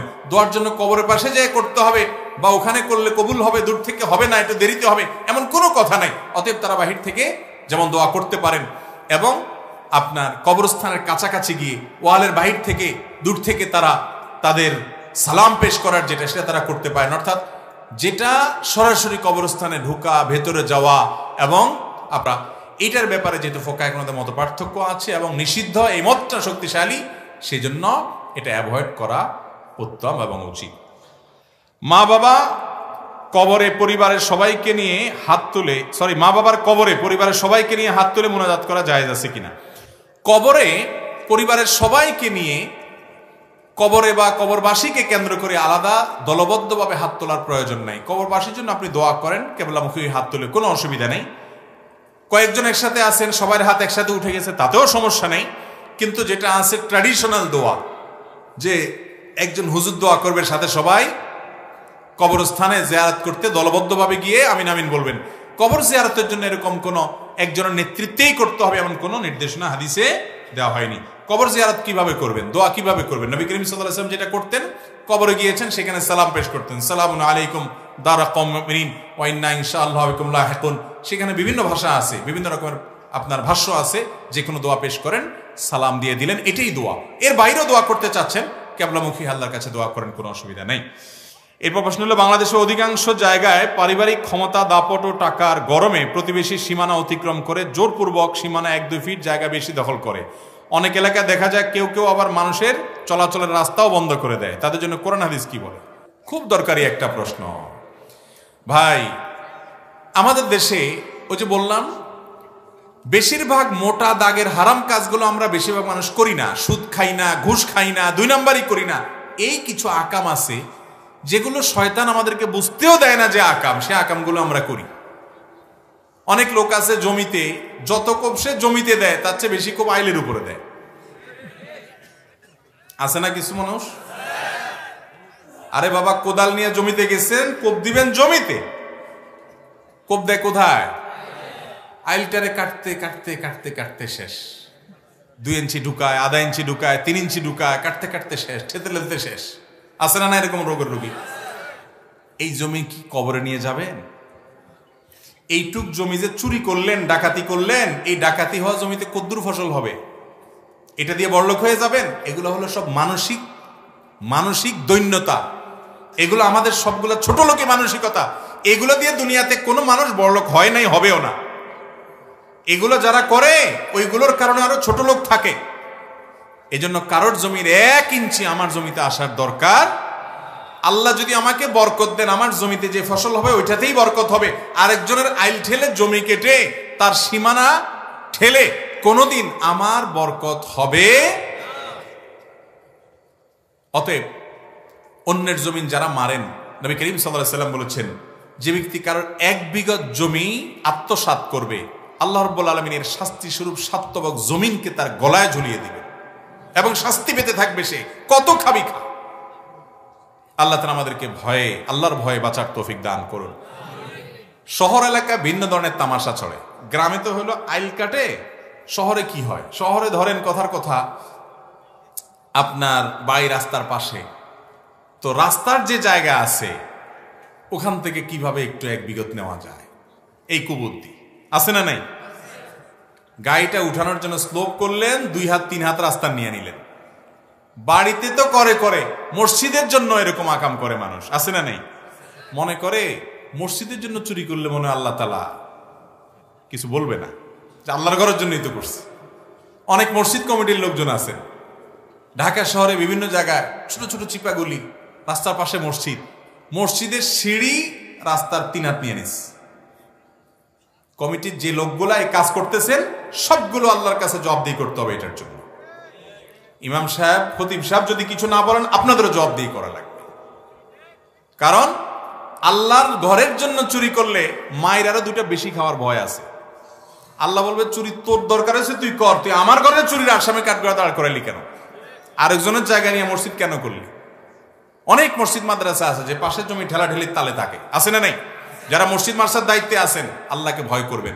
আল্লাহর ঘরকে আসামির কাঠগড়া দাঁড় করাবেন না। মসজিদের সিঁড়ি রাস্তা নিয়ে দিয়ে দিছে, বলে যে মানুষের জন্যই তো। ওই রাস্তা তো পথচারীদের চলাচলের জন্য, মসজিদের জন্য না। আপনি জমিন আত্মসাৎ করলেন আল্লাহর ঘরের নাম দিয়ে, এটা করা যাবে না। সিঁড়ির জায়গা রাইখে মসজিদ করবেন। সিঁড়ি করে আরেকজনের জায়গায়, স্লোপ করে আরেকজনের জায়গায়। লোভে আমরা ধ্বংস হয়ে গেছি। চুরি করতে করতে ওই মসজিদ কমিটির দায়িত্ব আসার পরেও মসজিদের হইয়া চুরি করি, মনে করি যে সওয়াব হবে। আল্লাহ আমাদেরকে হেদায়েত দান করুন। উমরা হজ আদায় করলে কি ফরজ হজ আদায়ের সওয়াব হবে কিনা? ভাই, উমরাকে কোন সালাফ ছোট হজ বলেছেন, কিন্তু এটা হজ না। মূল হজ এটা একমাত্র যার সামর্থ্য আসে তার উপরে জীবনে একবার ফরজ হয়। অতএব উমরা যদি কেউ 10 বার 20 বারও করে, ফরজ হজ আদায়ের যে দায়িত্ব সেটা থেকে মুক্ত হবে। অনেক লোক সৌদি আরবে প্রবাসে আছেন, বা মিডিল ইস্টে আছেন, বারবার ওমরা সুযোগ হয়েছে, মাশাআল্লাহ 200 রিয়াল দিলে ওমরা করা যায়, তো তারা মনে করে যে ওমরা তো অনেকগুলোই করছি, তাহলে বোধ হয় হজের কাজ হয়ে গেছে। এটা হবে না। হজের জন্য আলাদা অবশ্যই আপনাকে চেষ্টা করতে হবে। পেশাব করা পরে ডান হাতে পানি বা কুলুপ নেওয়া যাবে কিনা? পেশাব করার পরে ডান হাতে পানি বা কুলুপ নিয়ে লজ্জাস্থান পরিষ্কার করবেন না। নবী করিম সাল্লাল্লাহু আলাইহি সাল্লাম প্রত্যেক ভালো কাজে ডানকে আর তুলনামূলক মন্দ কাজে বামকে প্রাধান্য দিতে বলেছেন। ইন্নাল্লাহা ইউহিব্বুত তায়াম্মুনা ফি কুল্লি শাই, সব ভালো কাজে আল্লাহ তাআলা ডানকে পছন্দ করেন, কিন্তু তুলনামূলক মন্দ কাজে বামকে। এমনকি ইস্তিনজার ব্যাপারে, টয়লেটের পর পরিচ্ছন্নতার ব্যাপারে নবী করিম সাল্লাল্লাহু আলাইহি ওয়াসাল্লাম পরিষ্কার হাদিস আছে, সেটা বাম হাত দিয়ে করার চেষ্টা করতে হবে, ডান হাত দিয়ে নয়। কোনো কারণে ডান হাতের সহযোগিতা নিতে হয়েছে, সেটা ভিন্ন বিষয়। এরপর প্রশ্ন হলো, আমি বুকের উপরে হাত বাঁধি আর রফে দেন করি দেখি আমাকে মসজিদ থেকে বের করে দিয়েছে। এখন নামাজের কথা মনে পড়লে চোখ দিয়ে পানি আসে। আহা, কোথায় আমরা চলে গেছি আজ। কোন যুবক যদি রফে দেন করেন, আমিন জোরে বলেন, তিনি যদি এই জাতীয় হাদিস যেগুলো আছে সেগুলোর উপর আমল করেন, সেটা যদি আপনার ডিস্টার্ব হয়, যে আপনি জোরে আমিন শুনতে অভ্যস্ত না, আপনার এখানে কেউ পড়ে না, হঠাৎ একজন বলছে, আপনার অ্যাটেনশন ওই দিক গেছে, বা আপনি বিরক্ত বোধ করছেন কোনো কারণে, হাদিসে আছে এগুলো, সেগুলোর উপরে মুস্তাহিদদের ফোকাদের গবেষণা এটার উপরে ভিত্তি করে আমল করেছে আল্লাহর বান্দা। যুবক মানুষ, যেখানে যুবকরা মসজিদ দিকে আসে না, এই যুবক আসছে, তাকে এটার কারণে ভৎসনা করা বা মসজিদে আসতে নিষেধ করা, এরকম যদি কোথাও ঘটে, এরকম অহরহ ঘটে আমার মনে হয় না, যদি 2-4টা ঘটনা ঘটে সেটা খুবই দুঃখজনক। যারা কাজগুলো করবেন তারা অন্যায়কারী হিসেবে আল্লাহর কাছে বিবেচিত হবে। আল্লাহর ঘরে আমাদের দেশে সুদখোরের আসার অনুমতি থাকে না? থাকে না? আপনাদের এলাকায় মসজিদগুলোতে সুদখোররা যায় না? ঘুষখোররা যায় না? দাঁড়ি চাচা মানুষ যায় না? বউ পর্দা চলে না সে মানুষ যায় না? ও তো সব 2 নম্বর মানুষরা মসজিদে যাইতে পারে, শুধু হাত বুকের উপরে বাঁধলে আর আমিন জোরে বললে মসজিদে যেতে পারবে না। আল্লাহ তাআলা আমাদেরকে হেদায়েত দান করুন। মুসলমানদের মধ্যে মতপার্থক্য থাকতে পারে, ভুল থাকতে পারে, বিভ্রান্তি থাকতে পারে, কিন্তু তাই বলে আল্লাহর ঘর থেকে একে অন্যকে বের করে দেওয়া, সেটা যেই পক্ষ থেকেই করুক বাড়াবাড়ি, যে দিক থেকেই হোক না কেন। হানাফি হয়েছে দেখে সালাফি বাড়াবাড়ি করছে, সালাফি হয়েছে দেখে হানাফি বাড়াবাড়ি করছে, যে পক্ষে, যে বেশিরভাগ মানুষের দেশে হানাফি, অতএব বিপরীত মতের মানুষের উপরে বেশিরভাগ মানুষ হয়ে কম মানুষ হয়েছে দেখে, বিশেষ করে যে যুবকের যে লেখা, এটা তো হৃদয়ে দাগ কাটার মতো কথা, যে হুজুর নামাজের কথা মনে উঠলে এখন চোখের পানি আসে। কত বড় কথা। আল্লাহ তাআলা আমাদেরকে সহনশীল হওয়ার তৌফিক দান করুন। ভাই, মসজিদে নববীতে নবী করিম সাল্লাল্লাহু আলাইহি সাল্লামের ওয়াফাতের পর সাহাবীদের মধ্যে বিভিন্ন আমল নিয়ে বৈচিত্র্য ছিল, ভিন্নতা ছিল। বিভিন্ন ভুরি ভুরি হাদিস দেখবেন যে এক হাদিস, একটা আমল আব্দুল্লাহ ইবনে আব্বাস রাদিয়াল্লাহু আনহু করতেন, আরেকটা আমল দেখা গেল আরেক সাহাবী করতেন। আব্দুল্লাহ ইবনে মাসউদ রাদিয়াল্লাহু আনহু বিতির ব্যাপারে একটা কথা বলতেন, মুআবিয়া রাদিয়াল্লাহু আনহু আরেকটা কথা বলতেন। একই বছরে দুইজন দুই পদ্ধতিতে আমল করছেন, কোনোদিন গন্ডগোল হয় নাই তাদের মধ্যে। কিন্তু আমাদের আজ, আমরা কোনো কিছু সহ্য করতে রাজি না। আমরা যত ইসলাম বিরোধীতে আছে সব সহ্য করতে রাজি আছি, কিন্তু আমার ভাই, আমার কালিমাগো, সেও নামাজি ভাই, মত ভিন্নতা আছে, তাকে আমরা সহ্য করতে বেশিরভাগ ক্ষেত্রে রাজি না। এটা তো একটা শুধু বিচ্ছিন্ন মাসআলা, অন্য সব ক্ষেত্রে একই অবস্থা। অনেক এলাকায় প্রশ্ন করে, ভাই আমি একজন আহলে হাদিস, হানাফি পরিবারে ছেলে মেয়ে বিয়ে দিতে পারবো কিনা জিজ্ঞেস করে। একই কথা বিপরীত দিক থেকেও আসে। তো আমার প্রশ্ন হলো, সুদখোর, ঘুষখোর, 2 নম্বর, তাদের ফ্যামিলিতে মেয়ে বিয়ে দিতে পারেন কিনা, এই প্রশ্ন তো করেন না। হাদিসের উপর আমল করতেছে, ইজতিহাদি মাসআলা, মত পার্থক্য আছে বাবা, তো এটার জন্য বিয়ে দিতে পারবেন কিনা সেটা নিয়ে গন্ডগোল। কারণ বিয়ে দিলে তো চুলাচুলি শুরু হওয়ার ভয় আছে। আল্লাহ তাআলা আমাদেরকে ধৈর্যশীল হওয়ার তৌফিক দান করুন। কোন মানুষ যদি লোক দেখানো নামাজ বা ওয়াজ মাহফিল করে, সেটা শিরক হবে কিনা? অবশ্যই শিরক হবে ভাই। ওয়াজ মাহফিলের বক্তা এবং আলোচক, এই 2 গ্রুপের মানুষ ওয়াজ মাহফিলকে কেন্দ্র করে তারা আলা খাতারিন আযীম, রিস্কের উপর আছে, ভয়ঙ্কর একটা জায়গায় আছে। শ্রোতাদের ব্যাপারটা অনেকখানি ভিন্ন। মাশাআল্লাহ, আপনাদের নিয়ে টেনশন হয় না। আল্লাহ যদি ওয়াজ মাহফিলের বক্তাদেরকে আর আয়োজকদেরকে মাফ করেন অন্তত আপনাদের উসিলায়, তো সেটা অবাক হওয়ার বিষয় থাকবে না। কারণ যারা ওয়াজ শুনতে আসে বেশিরভাগ ক্ষেত্রে তাদের উদ্দেশ্যের ভিতরে ভেজাল থাকে না। তারা শুধু ওয়াজ শুনতে আসে, ওয়াজ মাহফিল বক্তার ভেজাল থাকতে পারে, টাকার ধান্দা থাকতে পারে, বক্তার ভেজাল থাকতে পারে, নাম খ্যাতির ধান্দা থাকতে পারে, আয়োজকদের ধান্দা থাকতে পারে যে অমুক হুজুর আনছে, ইয়া বড় মাহফিল করছে, কিছু একটা ঘটায় ফেলছে, নেতাগিরি করছে। এই জন্য আয়োজক, আলোচক মাহফিলের তাদেরটা নিয়ে টেনশন হয়। কিন্তু আমার সব সময় মনে হয় যে শ্রোতারা যারা থাকেন তাদের বেশিরভাগ মানুষ মুখলেস, নিষ্ঠাবান, আল্লাহর জন্য আসছে। আল্লাহ তাআলা আমাদের সবাইকে মুখলেসদের কাতারে শামিল হওয়ার তৌফিক দান। ভাইরা আমার, আল্লাহর উদ্দেশ্য আল্লাহকে খুশি করা ছাড়া অন্য ধান্দা যদি কোনো ভালো কাজও করেন, তার বিনিময়ে সওয়াব তো পরের কথা, গুনাহ হবে, শিরক হবে, শিরকে আসগর হবে, শিরকে খাফি হবে, যেটার ব্যাপারে নবী সাল্লাল্লাহু আলাইহি ওয়াসাল্লাম বলেছেন, আমি দাজ্জালের ফিতনার ব্যাপারে এত ভয় করি না যত ভয় করি কিয়ামতের আগে তোমাদের মধ্যে গুপ্ত শিরক, মানুষকে দেখানোর মানসিকতায় ভালো কাজ ঢুকে পড়বে।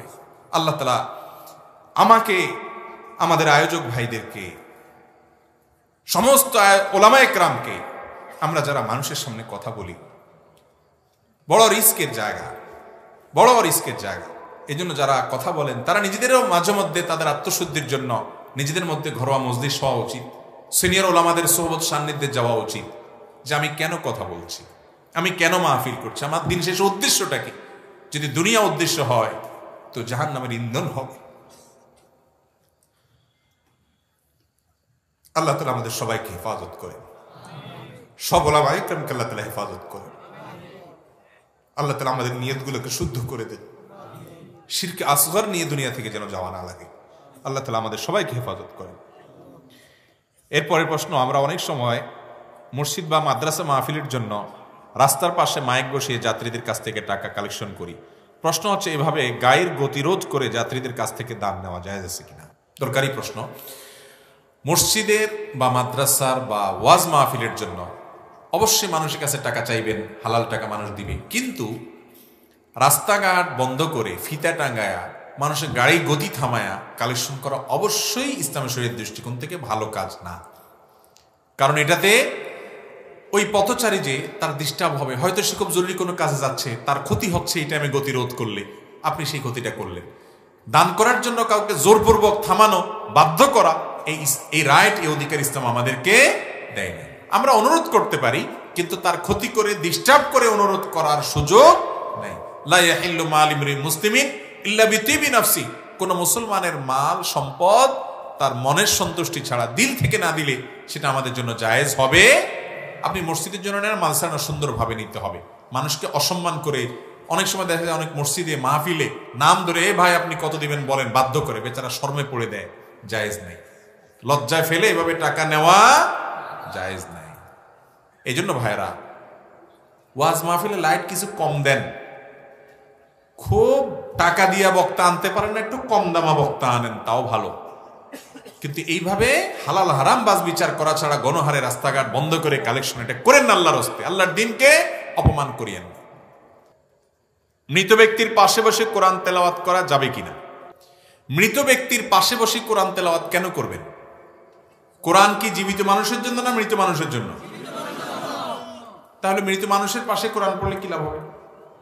কোরআন যে তেলাওয়াত করবে সে সওয়াব পাবে, যে শুনবে সেও সওয়াব পাবে, যে আমল করবে সেও সওয়াব পাবে। এখন মৃত ব্যক্তি না কোরআন পড়তে পারে, না শুনতে পারে, আর না সে আমল করতে পারে। মৃত ব্যক্তিকে আমরা যা বলবো তিনি সব অটোমেটিক শুনে যাবেন, এরকম কোনো সিস্টেম নাই। ওমা আনতা বিমুসমিআন মান ফিল কুবুর। অতএব মৃত ব্যক্তির লাশের চারপাশে ঘিরে কোরআন তেলাওয়াত করতে হবে, এরকম একটা রসম রেওয়াজ আমাদের দেশে প্রচলিত আছে। এটা কোরআন এবং হাদিস দ্বারা প্রমাণিত। কোরআন যখন এই লোকটাকে শোনানো দরকার ছিল, তখন এলাকার আলেমরা কোথায় ছিলেন? তখন তার জীবদ্দশায় এসে কানে কাছে কোরআন বলে যাওয়া দরকার ছিল। হয়তো অনেকে বলেছেন, কিন্তু মরে গেছে, শেষ। মান মাতা ফাকাদ কামাত কিয়ামাতুহু, তার এখন হিসাব শুরু হয়ে গেছে। এখন তারে কোরআন শোনানো যাবে না, আর কোনো লাভও নাই। এটাকে কেন্দ্র করে হুজুর ডেকে আনে, তাদেরকে টাকা পয়সা দেয়, এগুলো সব নাজায়েজ কাজ, সবগুলো নাজায়েজ কাজ। এই কোরআন আপনার মুর্দার পাশে পড়ার জন্য টাকা দিয়ে লোক আনা, ভাড়া করে, এবং তাদেরকে দিয়ে কোরআন পড়ানো। ভাইরা আমার, কোরআন আপনি নিজে তেলাওয়াত করবেন, নিজের জন্য নিজেরা তেলাওয়াত করবেন। ওই লাশের পাশে বসে কোরআন তেলাওয়াত করার কিছু নাই। তবে মৃত ব্যক্তির তরফ থেকে কোরআন তেলাওয়াত করে এর সওয়াবটা আল্লাহ আমি মৃত ব্যক্তির জন্য দিতে চাই, আমি তেলাওয়াত করে যে সওয়াবটা পাইছি তাকে আমি দিতে চাই, এটা অনেক উলামাদের মধ্যে জায়েজ আছে। অনেক উলামা একরামের ব্যাপারে ভিন্ন মত পোষণ করেছেন। কিন্তু ওই যে তার লাশে পাশে বসে কোরআন তেলাওয়াত করার কথা কোরআন হাদিসে কোথাও নেই। মেয়েদের বয়স 14 থেকে 28 হওয়ার সময় বাবা মা বিয়ে দিতে থাকে, কিন্তু ছেলেদের আর্থিক সামর্থ্য না থাকার কারণে সঠিক বয়সে বিয়ে করতে পারে না, তাই চরিত্র শতভাগ ধ্বংস হয়ে যায়। মূল প্রশ্ন এই বিষয়ে অভিভাবকদের উদ্দেশ্যে কিছু বলেন, ছেলেদের চরিত্র যেন ভালো থাকে। এই প্রশ্ন সব জায়গায় যেখানে যায় যুবকরা এই প্রশ্নের আপনার বন্যা ছুটায় দেয় এমন একটা অবস্থা। আজকে এই মাহফিলের আয়োজনকে কেন্দ্র করে এক ভাই আমাকে বলেছেন, আমি খাচ্ছিলাম, খেতে খেতে আমাকে বললেন, ভাই আমাদের এলাকার অনাচার হলো, বয়স ছেলেদের 28, 30, 32 হয়ে গেল, বাপমারা বিয়ে দিতে চায় না। সে নিজের কথা বললো, আমার বয়স এখন এত হয়ে গেছে, এখনো বাপমা বিয়ে দেয় নাই। এবং বেচারা আফসোস করে আরেকজনের কথা বললো যে আরেকজন তার বয়স এখন 30+ হয়ে গেছে, অনেক বছর বাচ্চা হয় না, কারণ বিয়েই দিয়েছে বাপমা 30-এর পরে, এরপরে অনেক বছর গেছে বাচ্চা হতে হতে, বেচারা বয়স এখন অনেক হয়ে গেছে, মাত্র এখন বাচ্চা হয়েছে। তো এখান থেকে বোঝা গেল যে এই সমস্যা আমাদের দেশের বিভিন্ন এলাকার আছে, আপনাদের এলাকা বিশেষ করে আছে। মুরব্বীরা যারা আছেন তারা কান খাড়া করে শুনে রাখেন। অনেক বাপমা আছে, বাপমা বলে যতদিন বিয়ে না করাইছি ছেলেটা ততদিন আমার, বিয়ে হয়ে গেলে মোহাব্বত ভাগ হয়ে গেল, বোর হয়ে গেল। এই চিন্তা খুবই ছোট লোকের চিন্তা। আমার ছেলে আমি জন্ম দিয়েছি, তাকে যদি আমি ভালোবাসা স্নেহ মমতা দিয়ে বড় করে থাকি তো আলহামদুলিল্লাহ, সে আমাকে সারা জীবন মনে রাখবে। আর মনে রাখতে পারুক আর না পারুক, মনে রাখুক আর না রাখুক, তাকে উপযুক্ত হওয়ার পর তার চরিত্র হেফাজতের জন্য বিবাহ দেওয়া বাবা মা হিসাবে আপনার উপরে ওয়াজিব। আল্লাহ কোরআন নির্দেশ করেছেন, ওয়ানকিহু, তোমরা তোমাদের অধীনস্থদের বিয়ে দাও। বিয়ে দেওয়ার নির্দেশ আল্লাহ তাআলা আলাদা করে দিয়েছেন। এবং নবী করিম সাল্লাল্লাহু আলাইহি ওয়াসাল্লাম বলেছেন, তোমাদের ছেলে মেয়েরা বিয়ের উপযুক্ত হলে যদি সময় মতো উপযুক্ত পাত্র পাওয়ার দেরি করবো না, খুঁজে পেলেই তাদেরকে দ্রুত বিয়ে দাও। যদি দেরি করো তাহলে ফিতনা ফাসাদ হবে, নানা রকম ব্যভিচারে তারা জড়িয়ে পড়বে। আজকাল এর জন্য বিয়ে যত কঠিন হয়ে গেছে, জেনা তত সহজ হয়ে গেছে। যেই বাপমার অবহেলার কারণে ছেলে তলে তলে জেনা করবে, খারাপ সম্পর্ক করবে, হারামের দিকে যাবে, মেয়ে খারাপের দিকে যাবে, বাপমা এর দায়ভার বহন করতে হবে। যদি তার ওই ছেলের উপার্জন খাবে, মেয়ের উপার্জন খাবে চাকরি দিয়া, বা বিভিন্ন রকমের লোভ লালসার কারণে বা দুনিয়াবি কারণে সে যদি ছেলে মেয়ের বিয়ে দেরিতে দেয়, আমি সবসময় বলি চাচা মিয়ারা শুনে রাখেন, আপনারা বেশিরভাগ কিন্তু কম বয়সে বিয়ে করেছে। আগের যুগের মানুষরা, আগের যুগের মুরব্বীরা সব কম বয়সে বিয়ে করত। আমাদের দাদা দাদি নানা নানি, আমাদের বয়সের যারা আছেন, আরো যারা মুরব্বীরা আছেন, খবর নিয়ে দেখেন, এরা সবাই বেশিরভাগই দেখবেন যে অল্প বয়সে বিয়ে করছে। আপনাদের আমলে এত অল্প বয়সে বিয়ে করার দরকার ছিল না, তখন আরো পরে দিলেও চলতো।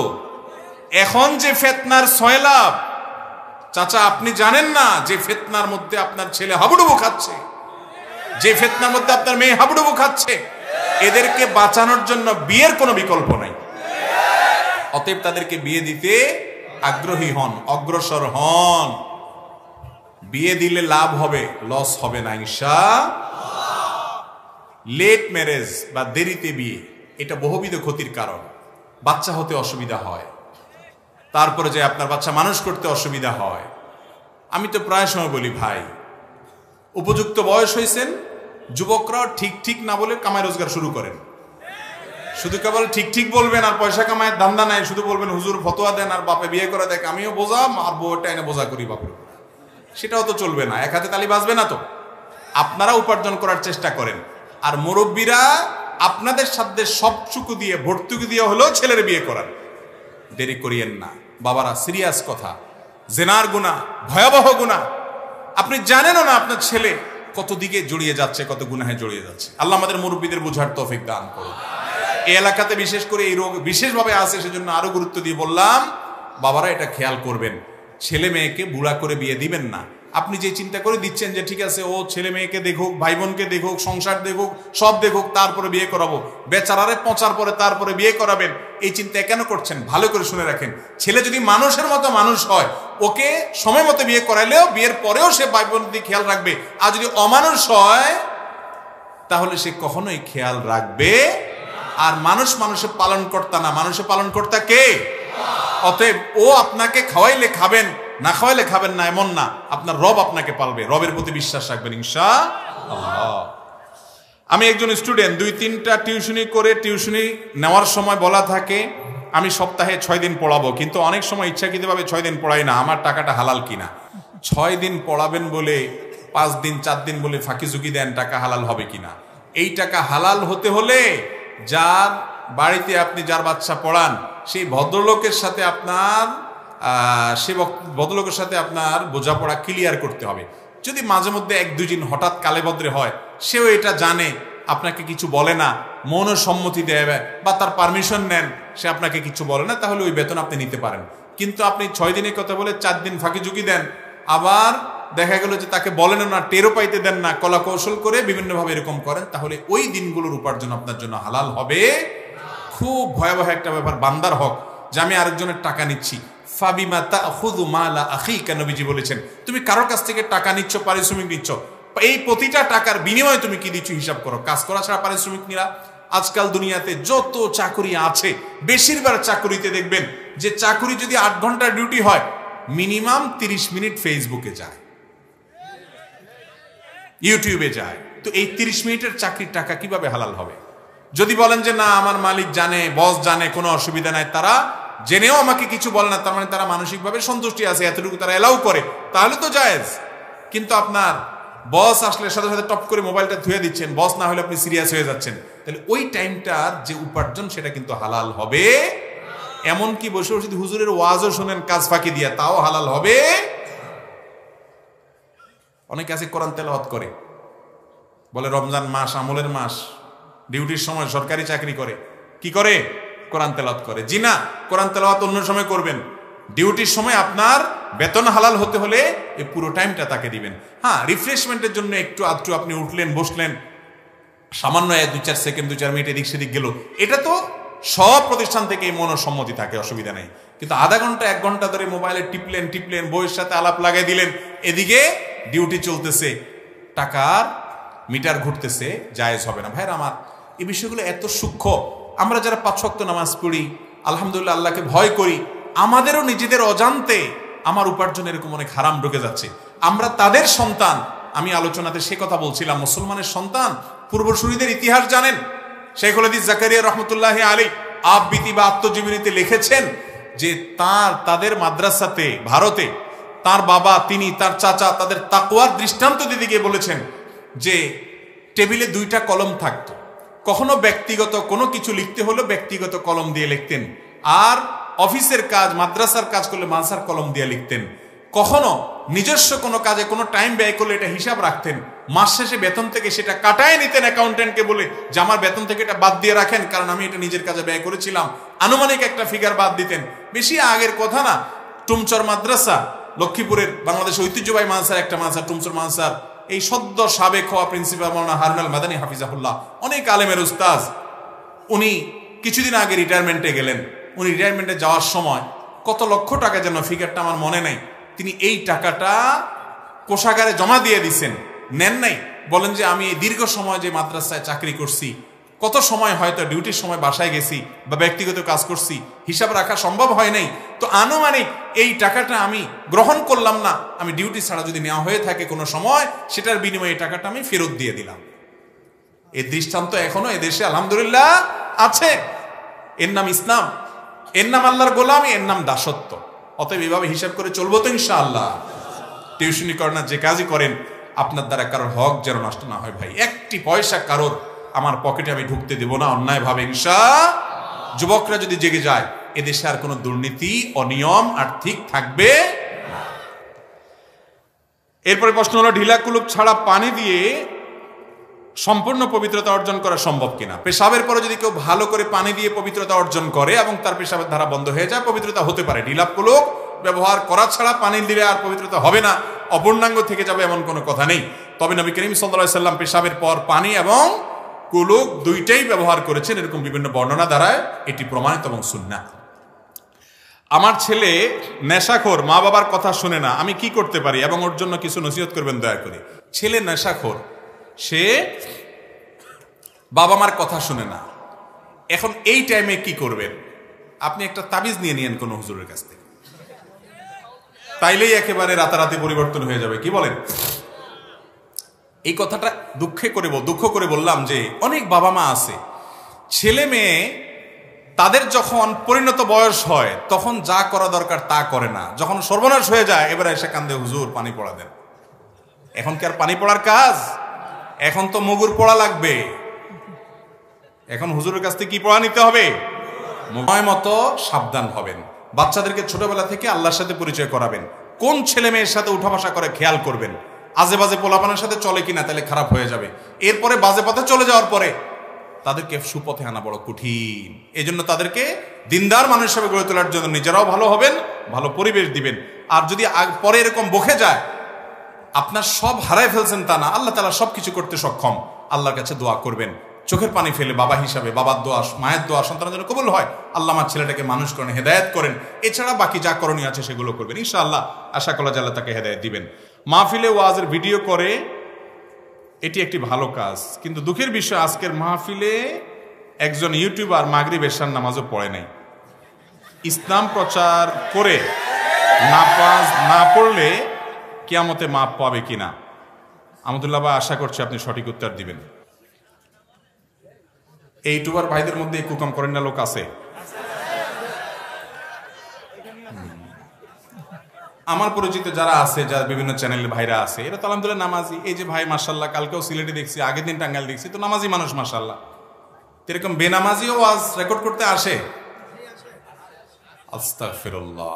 তোমরা ইউটিউবার ভাইরা যারা আছো, তোমাদের কাছে আমার আবেদন যে এরকম বেনামাজি কোনোটা থাকলে অন্তত আমার কাছে ধরাই দিবা, ওইটারে মার ছাড়া আমি করবো ইনশাআল্লাহ। তোমরা রেকর্ড করো, সব করো ভাই, অ্যাডসেন্স করে পয়সা কামাই করো। আমরা মাসালা বলার মালিক মাসালা বলছি, তুমি আল্লাহর সাথে বুঝে বেড়াও, কিন্তু তাই বলে নামাজ পড়বা না মাঠে বসে, এটা তো মেনে নেওয়া যায় না, এটা তো কোনোভাবে মেনে নেওয়া যায় না। আমি এই জন্য প্রায় বলি, এরা তো এসব জিনিস দিবে না ইউটিউবে, তাও বলি যে যেই ধরা হুজুরদের পরে সবচেয়ে বড় ধরা দুনিয়াতে, যদি আল্লাহর কাছে আখিরাতে যদি কারো পাকড়াও হয় শক্ত করে, তো এদের হবে। কারণ এরা যত ওয়াজ শুনছে, আপনারা এত ওয়াজ একবার রেকর্ডের সময় শুনছে, আবার এডিটিং এর সময় শুনবে, আবার নেটে ছাড়ার পরে শুনবে, এত শোনা, কিন্তু এরপরও যদি নামাজ না পড়ে, তো এটা তো খাতামাল্লাহু আলা কুলুবিহিম, লক্ষণ খারাপ। ভাইরা আমার, হাসির কথা না, শুধু ইউটিউবার ভাইদেরকে বলছি না, আপনাদেরকেও বলছি। কিছু লোক আছে তারা জাহান্নামী, তাদের একটা মার্কা আছে, বলবো? আল্লাহ তাআলা কোরআনে কারিমে বলেছেন, লাকাদ যারা'না লিজাহান্নামা কাসীরাম মিনাল জিন্নি ওয়াল ইনস লাহুম কুলুবুন লা ইয়াফকাহুনা বিহা ওয়া লাহুম আযানুন লা ইয়াসমাউনা বিহা। কিছু লোক আছে জিন এবং মানুষের মধ্যে, আল্লাহ বলেছেন আমি তাদেরকে জাহান্নামের জন্যই সৃষ্টি করেছি, জন্মই সৃষ্টি জাহান্নামের জন্য। কারা সে কপাল পড়া? মার্কা কি? লাহুম কুলুবুন লা ইয়াফকাহুনা বিহা, তাদের অন্তর আছে, অন্তর দিয়ে বুঝে না। এত আল্লাহর ভয় দেওয়া হয়, এত সতর্ক জাহান্নামের ব্যাপারে, এত কোরআনের আয়াত, এত হাদিস, এরপর অন্তরটা কাঁপে না, পরিবর্তন করে না। ওয়ালাহুম আযানুন লা ইয়াসমাউনা বিহা, কান দিয়া শুনে কিন্তু ভিতরে ঢুকে না। ওয়ালাহুম আ'য়ুনুন লা ইউবসিরুনা বিহা, চোখ দিয়া দেখে, চোখের সামনে কত কিছু, কিন্তু শিক্ষা গ্রহণ করে না। অর্থাৎ ওয়াজ শুনে কিন্তু পরিবর্তন হয় না, যেই সে, কোনো লাভ নাই। আল্লাহ তাআলা তাদের সম্পর্কে বলেছেন, উলাইকা কাল আনআম, এই মানুষগুলোর দৃষ্টান্ত হলো চতুষ্পদ জন্তুর মতো। চতুষ্পদ জন্তু, তারে আপনি কি বললেন কি না বললেন তার কিচ্ছু আসে যায় না, কান ঝাড়া দিয়ে শেষ। বালহুম আদাল, বরং তার চেয়ে তারা গোমরা। কোরআন হাদিস জেনে বুঝে পড়ে শুনে আলেমরা যদি সেটার উপর আমল না করে নিজে বদামল হয়, এটা যেরকম ডেঞ্জারাস, জাহান্নাম উদ্বোধন করা হবে। যে 3 শ্রেণী মানুষ দিয়ে তাদের মধ্যে 1 শ্রেণী মানুষ যে নিজে ওয়াজ করে দুনিয়ার উদ্দেশ্যে ধান্দায়, নসিহত করে দুনিয়ার ধান্দা। এই জন্য বললাম আলেমদের যে রিস্ক, এরপরে ইউটিউবার ভাইদের অবস্থা রিস্কের জায়গা থেকে, তারপরে যে তারা এত শুনে তারপরে যদি আমল না করে। এই জন্য ইউটিউবার ভাইরা যারা তোমরা রেকর্ড করো, করজোর করে বলি, আল্লাহর ওয়াস্তে ওয়াজটা নিজেরা তোমরা নিজেদের ভিতরে আগে ঢুকাও, নিজেকে পরিবর্তন করো। হাজার হাজার ডলার কামাই করো অ্যাডসেন্স করে, এটা যদি হয় তো ভালো, না হলেও নাই। ভালো বলছি যদি হালাল পদ্ধতিতে হয়, হারাম হলে হারাম, নাজায়েজ হলে নাজায়েজ, কিন্তু সেটা দুনিয়াবী বিষয়। বাট যদি এখান থেকে তোমার জীবনটা একটু পরিবর্তন করতে পারো, তো এটা তোমার সবচেয়ে বড় ব্যবসা হয়ে গেল ইনশাআল্লাহ। ইউটিউবার ভাইরা নামাজ পড়বো তো ইনশাআল্লাহ। অনেকে হয়তো পেশাগত কারণে আসো, চাকরির জন্য আসো, কন্টেন্ট বিক্রি করতে হবে আসো, পেটের দায়ে আসো, বা তুমি হয়তো অন্য কোনো উদ্দেশ্যে আসো, কিন্তু ভাই নামাজ ছাড়বে না। মুসলমান নামাজ ছাড়তে পারে না। আপনারা আয়োজক যারা আছেন, ওই ভাইটাকে বুঝায় নামাজ পড়াবেন এবং নসিহত করবেন, পারলে আমার কাছে ধরে নিয়ে আসবেন ইনশাআল্লাহ। আমার বাবা ও মার খুব ছোট বয়সে বিয়ে হয়েছে। তারা ছোট থাকে আমার দাদা ও নানা কবুল বলেছে। এখন আমার বাবার বয়স 50 এবং মার বয়স 50 এবং বাবার বয়স 65। এখনো কি তারা ওই বিয়ের মধ্যে আছে? ইসলামের বিধানে বিয়ে কি সঠিক হয়েছে? বাহ, এ ছেলে বাপমার বিয়ে নিয়ে চিন্তা আছে, নিজের বিয়ের খবর আছে কিনা আল্লাহ জানে। আচ্ছা ভাই, তারপরও বেচারা মাসালা জানতে চাইছে। আলহামদুলিল্লাহ, আমাদের কাছে অনেকে তুচ্ছ তুচ্ছ ছোটখাটো মাসালা জানতে চায়, যেগুলো অনেক কাছে মনে হবে খুব লেম বা হাস্যকর। আমার কাছে কোনো মাসালা জানতে চাওয়া হাস্যকর নয়, কারণ তার যেটা জানার দরকার হয়েছে এটা তার কাছে অনেক গুরুত্বপূর্ণ হতে পারে। তাছাড়া শরীয়তের ইলমের কোনো অংশই ছোট হতে পারে না। যাই হোক, এই প্রশ্ন উত্তর হলো যে ছোটবেলায় নাবালেগ অবস্থায় যদি বাবা মা কোনো সন্তানকে বিয়ে দেন, শরীয়ত অনুযায়ী সেই বিয়ে হবে ঠিক, তবে সেটা ঝুলে থাকবে। কিসের উপরে ঝুলে থাকবে? ওই সন্তান প্রাপ্তবয়স্ক হওয়া পর্যন্ত। সন্তান প্রাপ্তবয়স্ক হওয়ার পর বাপ মা যে ডিসিশন নিয়েছিল তাদের ছোটবেলায় তাকে বিয়ে দিছে, তাহলে সেই বিয়ে তার উপরে সন্তান চাইলে অটল থাকতে পারে, আর চাইলে বলতে পারে না আমি এটা মানলাম না বা আমার পছন্দ মতো হলো না। কারণ বিয়ের ক্ষেত্রে পাত্র পাত্রের স্বাধীনতাটা মূল ইসলামে। তাদের যদি ইচ্ছা না থাকে, জোর করে বাপমা কেন, পুরো এলাকার সব মানুষ মিলেও তাদেরকে বিয়ে দিতে পারে না। এই জন্য বাপমা যদি ছোটবেলায় কোনো বাচ্চার বিয়ে দেয়, তো সে বিয়ের কার্যকারিতাটা ঝুলে থাকবে বাচ্চাটা বালেগ হওয়া পর্যন্ত। বালেগ হওয়ার পর সে যদি এটা মেনে নেয়, তারা যদি এটা মেনে নেয়, বিয়ে হয়ে গেছে। না মেনে নিলে বিয়ে হয় নাই। তো যিনি প্রশ্ন করছেন, আপনার বাপমা তো মানছে না, হলে আপনি দুনিয়াতে আসলেন কেন? ওনারা তো মেনে নিছে এটা, আলহামদুলিল্লাহ। অতএব বিয়েতে কোনো অসুবিধা হয় না। আমি একজন ক্ষুদ্র দোকানদার, মিথ্যা কথা বলা মহাপাপ জানি, কিন্তু আমার প্রশ্ন হলো, ব্যবসার ক্ষেত্রে একটু আধটু মিথ্যা কথা বলাই লাগে, তাই ইসলামের দৃষ্টিতে কতটুকু পাপ হবে? আহারে, কত সরল প্রশ্ন বেচারা। একটু আধটু মিথ্যা না বললে চলে না, কারণ কাস্টমাররাও সব 2 নম্বর হয়ে গেছে। কসম করে না বললে, মিথ্যা কথা না বললে, চমকপ্রদ ভাবে না বললে কাস্টমাররা বিশ্বাস করতে চায় না। এটা মানে তার এই প্রশ্ন আমি ইতিবাচকভাবে নিচ্ছি এবং জায়েজ বলছি তা না, কিন্তু আমাদের কাস্টমারদেরও চরিত্র আসলে খারাপ হয়ে গেছে, যে সৎ মানুষের সৎ কথার মূল্য আমরা দিতে, কিন্তু মূল্য কাস্টমাররা দেখ বা না দেখ, কোনো ব্যবসায়ী ব্যবসার খাতিরেও চুল পরিমাণ মিথ্যা কথা বলতে পারেন। 10 টাকার কেনা আছে, আপনি বললেন ভাই বিশ্বাস করেন ভাই, এটা আমার 12 টাকা কেনাই পড়ছে ভাই। এরপরে মুলামুলি করার পর দেখা গেল 9 টাকা দিয়ে দিছেন, 11 টাকা দিয়ে দিছেন। তো কেনা দামের পরে কিভাবে দিলেন? ভালো করে শুনে রাখেন, আত্তাজিরুস সাদুকু মা'আন নাবিয়্যিন ওয়াস সিদ্দিকিন। যেসব ব্যবসায়ী ভাইরা ব্যবসা করতে গিয়ে সত্য কথা বলে, তারা নবীদের সঙ্গে সিদ্দিকদের সাথে কিয়ামতের ময়দানে উঠবে। আমার জীবনে এক ব্যবসায়ী দেখেছি। আমি যখন মাদ্রাসায় পড়ি, ছোট যশোরে, আমার আব্বার এক বন্ধু ছিলেন, এখনো বেঁচে আছেন, খুব নেক মানুষ। আমার জীবনে দেখা সেরা মুত্তাকি মানুষগুলোর মধ্যে একজন, সাধারণ মানুষ, জেনারেল শিক্ষিত মানুষ। ওনার কাপড়ের দোকান ছিল। আমার মনে আছে যে আমি ছাত্র জীবনে যখন মাদ্রাসা বন্ধ হইতো, মাঝে মধ্যে ওনার দোকানে যেতাম, যা বলতাম চাচা, ওনার সাফিয়া চাচা, সাফিয়ার নাম সাফিয়া চাচা, বলতাম চাচা আমার যেহেতু সময় আছে, আমি আপনার দোকানে একটু হেল্প করি আপনার। তো আমি ওনার সহযোগিতা করতাম। প্যাকেট ট্যাকেট করতাম মাঝে মধ্যে, এটা সব বন্ধে পারতাম না, 2-4টা বন্ধে এরকম করেছি মনে পড়ে। তো একবার এক লোক জিজ্ঞেস করে বসলো কাস্টমার দোকানদারকে, আমার ওই চাচাকে, বললো ভাই দোকান কি আপনার নিজের? কারণ ওখানে উনি আসেন আর আমি হেল্প করতেছি, ওনার কর্মচারীরা আছে, আর কেউ নেই, উনিই কর্তা, বোঝাই যাচ্ছে উনি মালিক। মূলত কাহিনী হলো দোকানের পুঁজিটা আরেক ভদ্রলোকের, পুরা দোকানের টাকাটা একজনে দিছে, উনি ওটা পরিচালনা করছেন, লাভটা ভাগ করে নেন। তো এ হলো মূল ঘটনা। এখন কাস্টমার জিজ্ঞেস করে বসছে, অনেক কাস্টমার আলাপ করে না দোকানদারের সাথে মাঝে মধ্যে, ভাই দোকান কি আপনার নিজের? তো আমি আগ বেড়ে বলে দিলাম যে হ্যাঁ চাচা দোকানের মালিক, উনি চালান।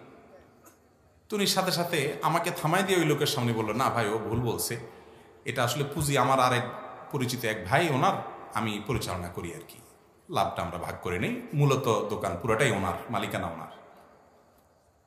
এরপর লোকটা চলে গেল কাস্টমার। আমি ধরলাম চাচারে, বললাম চাচা আমি কি এমন ভুল করলাম যে লোকটার সামনে আপনি আমার এরকম শরম দিলেন? আমি বললাম আপনি মালিক তো, এরা সবাই কর্মচারী, আমি আপনার ভাতিজা হেল্প করতেছি, তা আপনিই তো মালিক। কয় বাবা তুমি মাদ্রাসায়, আমি তখন অনেক ছোট, মিজান নাহমির পড়ি, বা এইটা না সরি নিজান নাহমির পড়ে আরেকটু উপরে উঠি, কিন্তু ছোট মানুষ। উনি আমাকে বললেন বাবা তুমি মাদ্রাসা পড়ো, তুমি আলেম হবা ইনশাআল্লাহ, তুমি যদি কথার ক্ষেত্রে এরকম শতভাগ সত্য সলিড কথা না শিখো তাহলে আমরা কোত্থেকে শিখবো? এই দোকানে তুমি জানো পুরো পুঁজিটা অমুকের, অতএব মালিক সে। আমি এই কাস্টমারের কাছে মালিক সে যে একটু ভাব দেখাইলাম, এতে কি লাভ হবে আমার বাবা? আমি কথাটা 2 নম্বরের কথা কেন বলবো? আমার কি লাভ? আমি সলিড কথাটা বলা দরকার। সেই ঘটনা আমার অন্তরে রেখাপাত করে দিয়েছে যে একটা মানুষ দোকানদারি করতে গিয়ে কতটা সত্য কথা বলতে হয় তার শিক্ষা তিনি দেখা দিয়েছে। যারা ছোট বড় ব্যবসা করেন, কাস্টমার বিশ্বাস করে না, করুক, আরেক দোকানে চলে যায় যাক। অনেক দোকানদাররা বলে ভাই আপনাদের মাসআলা শুনলে না খায়া থাকা লাগবে। আমি না খায়া থাকেন, জান্নাতে খাওয়া লাগবে না, পেট খালি রাখেন একটু। দুনিয়াতে সব দিয়ে পেট ভরবেন, হালাল হারাম বাজ বিচার ছাড়া, আবার জান্নাতেরও জিহ্বা দেখাবেন? অপেক্ষা করবেন জান্নাতের জন্য? জিহ্বা বড় করবেন? হবে না। অতএব মিথ্যা না বলে ব্যবসা করা, এটা এই যুগে মিরাকল। এই মিরাকলটা দেখাইতে হবে ইনশাআল্লাহ। চেষ্টা করবো না, আল্লাহ চাইন তো। আপনি সততার উপরে টিকে থাকেন, দক্ষতা দেখান, স্মার্টনেস দেখান, কাস্টমারকে আস্থা আনার চেষ্টা করেন যে ভাই আমি সত্য বলি। যদি আপনার মূল দাম কেনা দাম বলতে অসুবিধা হয় দরকার নাই, কিন্তু ঘুরে ফিরে নেবে না, মিথ্যা কথা বলবেন না। অনেক দোকানদাররা মনে করে একটু আধটু করে কি করা আছে, জায়েজ আছে।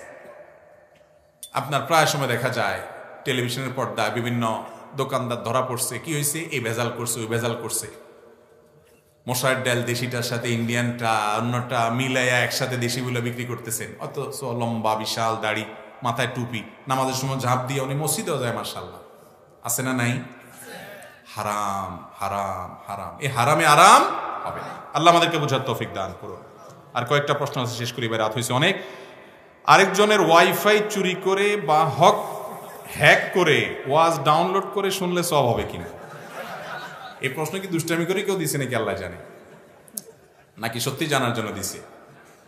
যাই হোক ভাই, আমি একটু আগেই বললাম কোনো প্রশ্নই ছোট না। দিন সম্পর্কে, হালাল সম্পর্কে জানার জন্য কোনো প্রশ্নই ছোট না।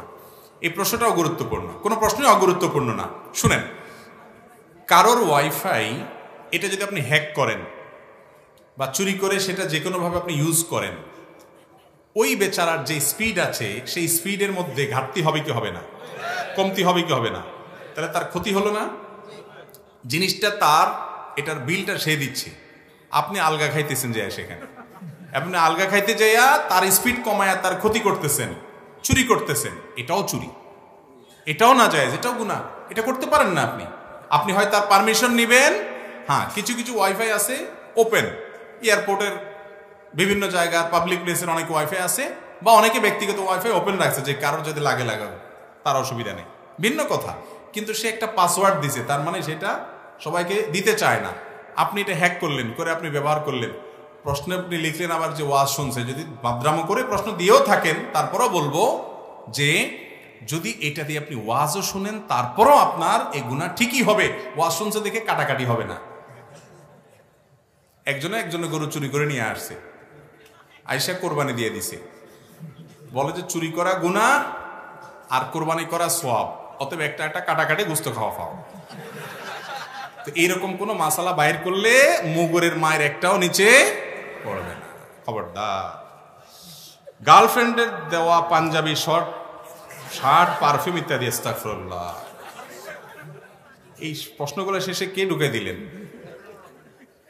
দেখেন ভাইরা, হাসির বিষয় না, বিয়ের আগে ছেলে মেয়েদের পারস্পরিক সম্পর্ক সেটা কি হালাল না হারাম? শুধু হারাম না, এই হারামের একটা বিশেষ নাম আছে, ঘৃণিত, সেটার নাম জেনা। ইসলামী শরিয়াতে সবচেয়ে কঠিন শাস্তিগুলোর একটি হলো জেনার জন্য। এত ডেঞ্জারাস অপরাধ এটা, আমরা অনেকে অপরাধ মনেও করি না। তো এরকম সম্পর্ক যদি আপনি করেন, সেই সম্পর্কের রসদ হিসাবে যত কিছু করবেন, আপনি হারাম সেখানে ইনভেস্ট করলেন, হারাম করার জন্য, হারাম কাজের জন্য যত টাকা ব্যয় করবেন, গ্রহণ করবেন, দিবেন, নিবেন, সময় দিবেন, এই সবগুলো হারামের মধ্যে পড়বে। খুব ডেঞ্জারাস একটা বিষয়। আজকাল আমাদের যুবকদের মধ্যে এই রোগ এত বেশি যে এটা থেকে পবিত্র পরিচ্ছন্ন যুবক পাওয়া কঠিন হয়ে গেছে। বাঁচার চেষ্টা করবো তো ইনশাআল্লাহ। আল্লাহ তাআলা আমাদের যুবক ভাইদেরকে হারাম থেকে বেঁচে থাকার তৌফিক দান করুন। যুবকরা সিরিয়াসনেস আনতে হবে এক্ষেত্রে, যে আমার চরিত্রের মধ্যে কোন প্রকার কালিমা আমি লিপন করতে দেব না। ইতিপূর্বে হয়ে গেল, আমি তওবা করে ফিরে আসব। আল্লাহর জন্য ভালোবাসা এবং আল্লাহর জন্য ত্যাগ, এর আপনার স্বাক্ষর এই জায়গাটাতে রাখতে হবে যে আমি কাউকে ত্যাগ করব কার জন্য? আল্লাহর জন্য। অতএব হারামকে না বলবো তো ইনশাআল্লাহ। বৈধ ভালোবাসার সময় আসবে, বৈধ বউ ঘরে আসবে, তখন ভালোবাসা উজাড় করে দিবেন। আগে ভাগে অজাগায় কুজাগায় ভালোবাসা দিলে পরে তখন পুঁজিতে টান পড়বে, পুঁজিতে টান পড়বে। তখন এটা সফট ড্রিঙ্কসের মতো, খুলে ফেলছেন, ঢেলে ফেলছেন, ব্যবহার করছেন, একটু আধটু খাইছেন, কমাই ফেলছেন, বারবার ইউজ হয়ে গেছে, ঝাঁজ কমে গেছে, এবার আর পরে আগের ঝাঁজ খুঁজে পাবেন।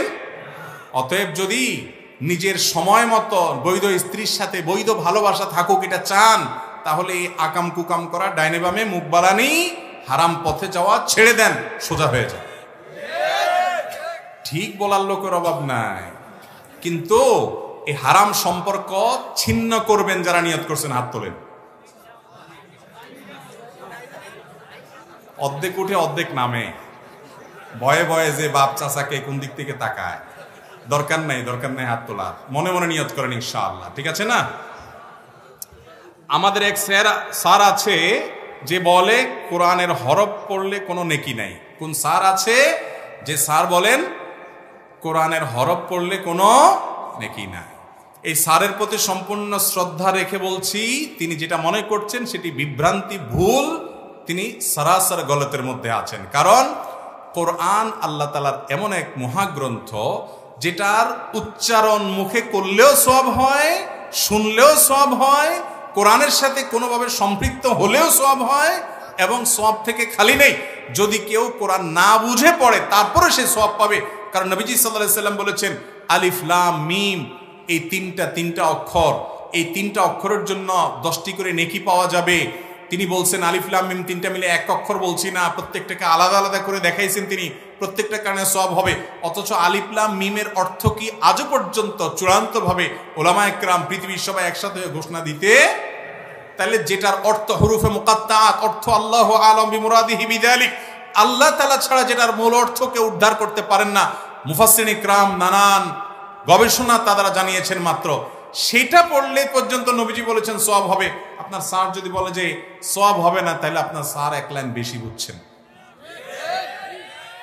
তবে অবশ্যই কোরআন শুধুমাত্র সওয়াব আহরণ করবেন, বুঝে হোক না বুঝে হোক পড়ে, এটার জন্য না, না বুঝেও কোরআন তেলাওয়াত করবেন ধীরে ধীরে সুন্দরভাবে বিশুদ্ধতার সাথে, এটা এক মুআজিজা, মিরাকল, এর মাধ্যমেও আপনার মধ্যে প্রভাব আসবে এবং সওয়াব পাবেন। তবে কোরআনের মূল উদ্দেশ্য হলো এটা হুদাল লিন্নাস, মানুষকে পথ দেখাইতে আসছে। অতএব কোরআন বুঝে বুঝে আমরা আমল করব, অর্থ ব্যাখ্যা উলামাদের মাধ্যমে জানার বুঝার চেষ্টা করব ইনশাআল্লাহ।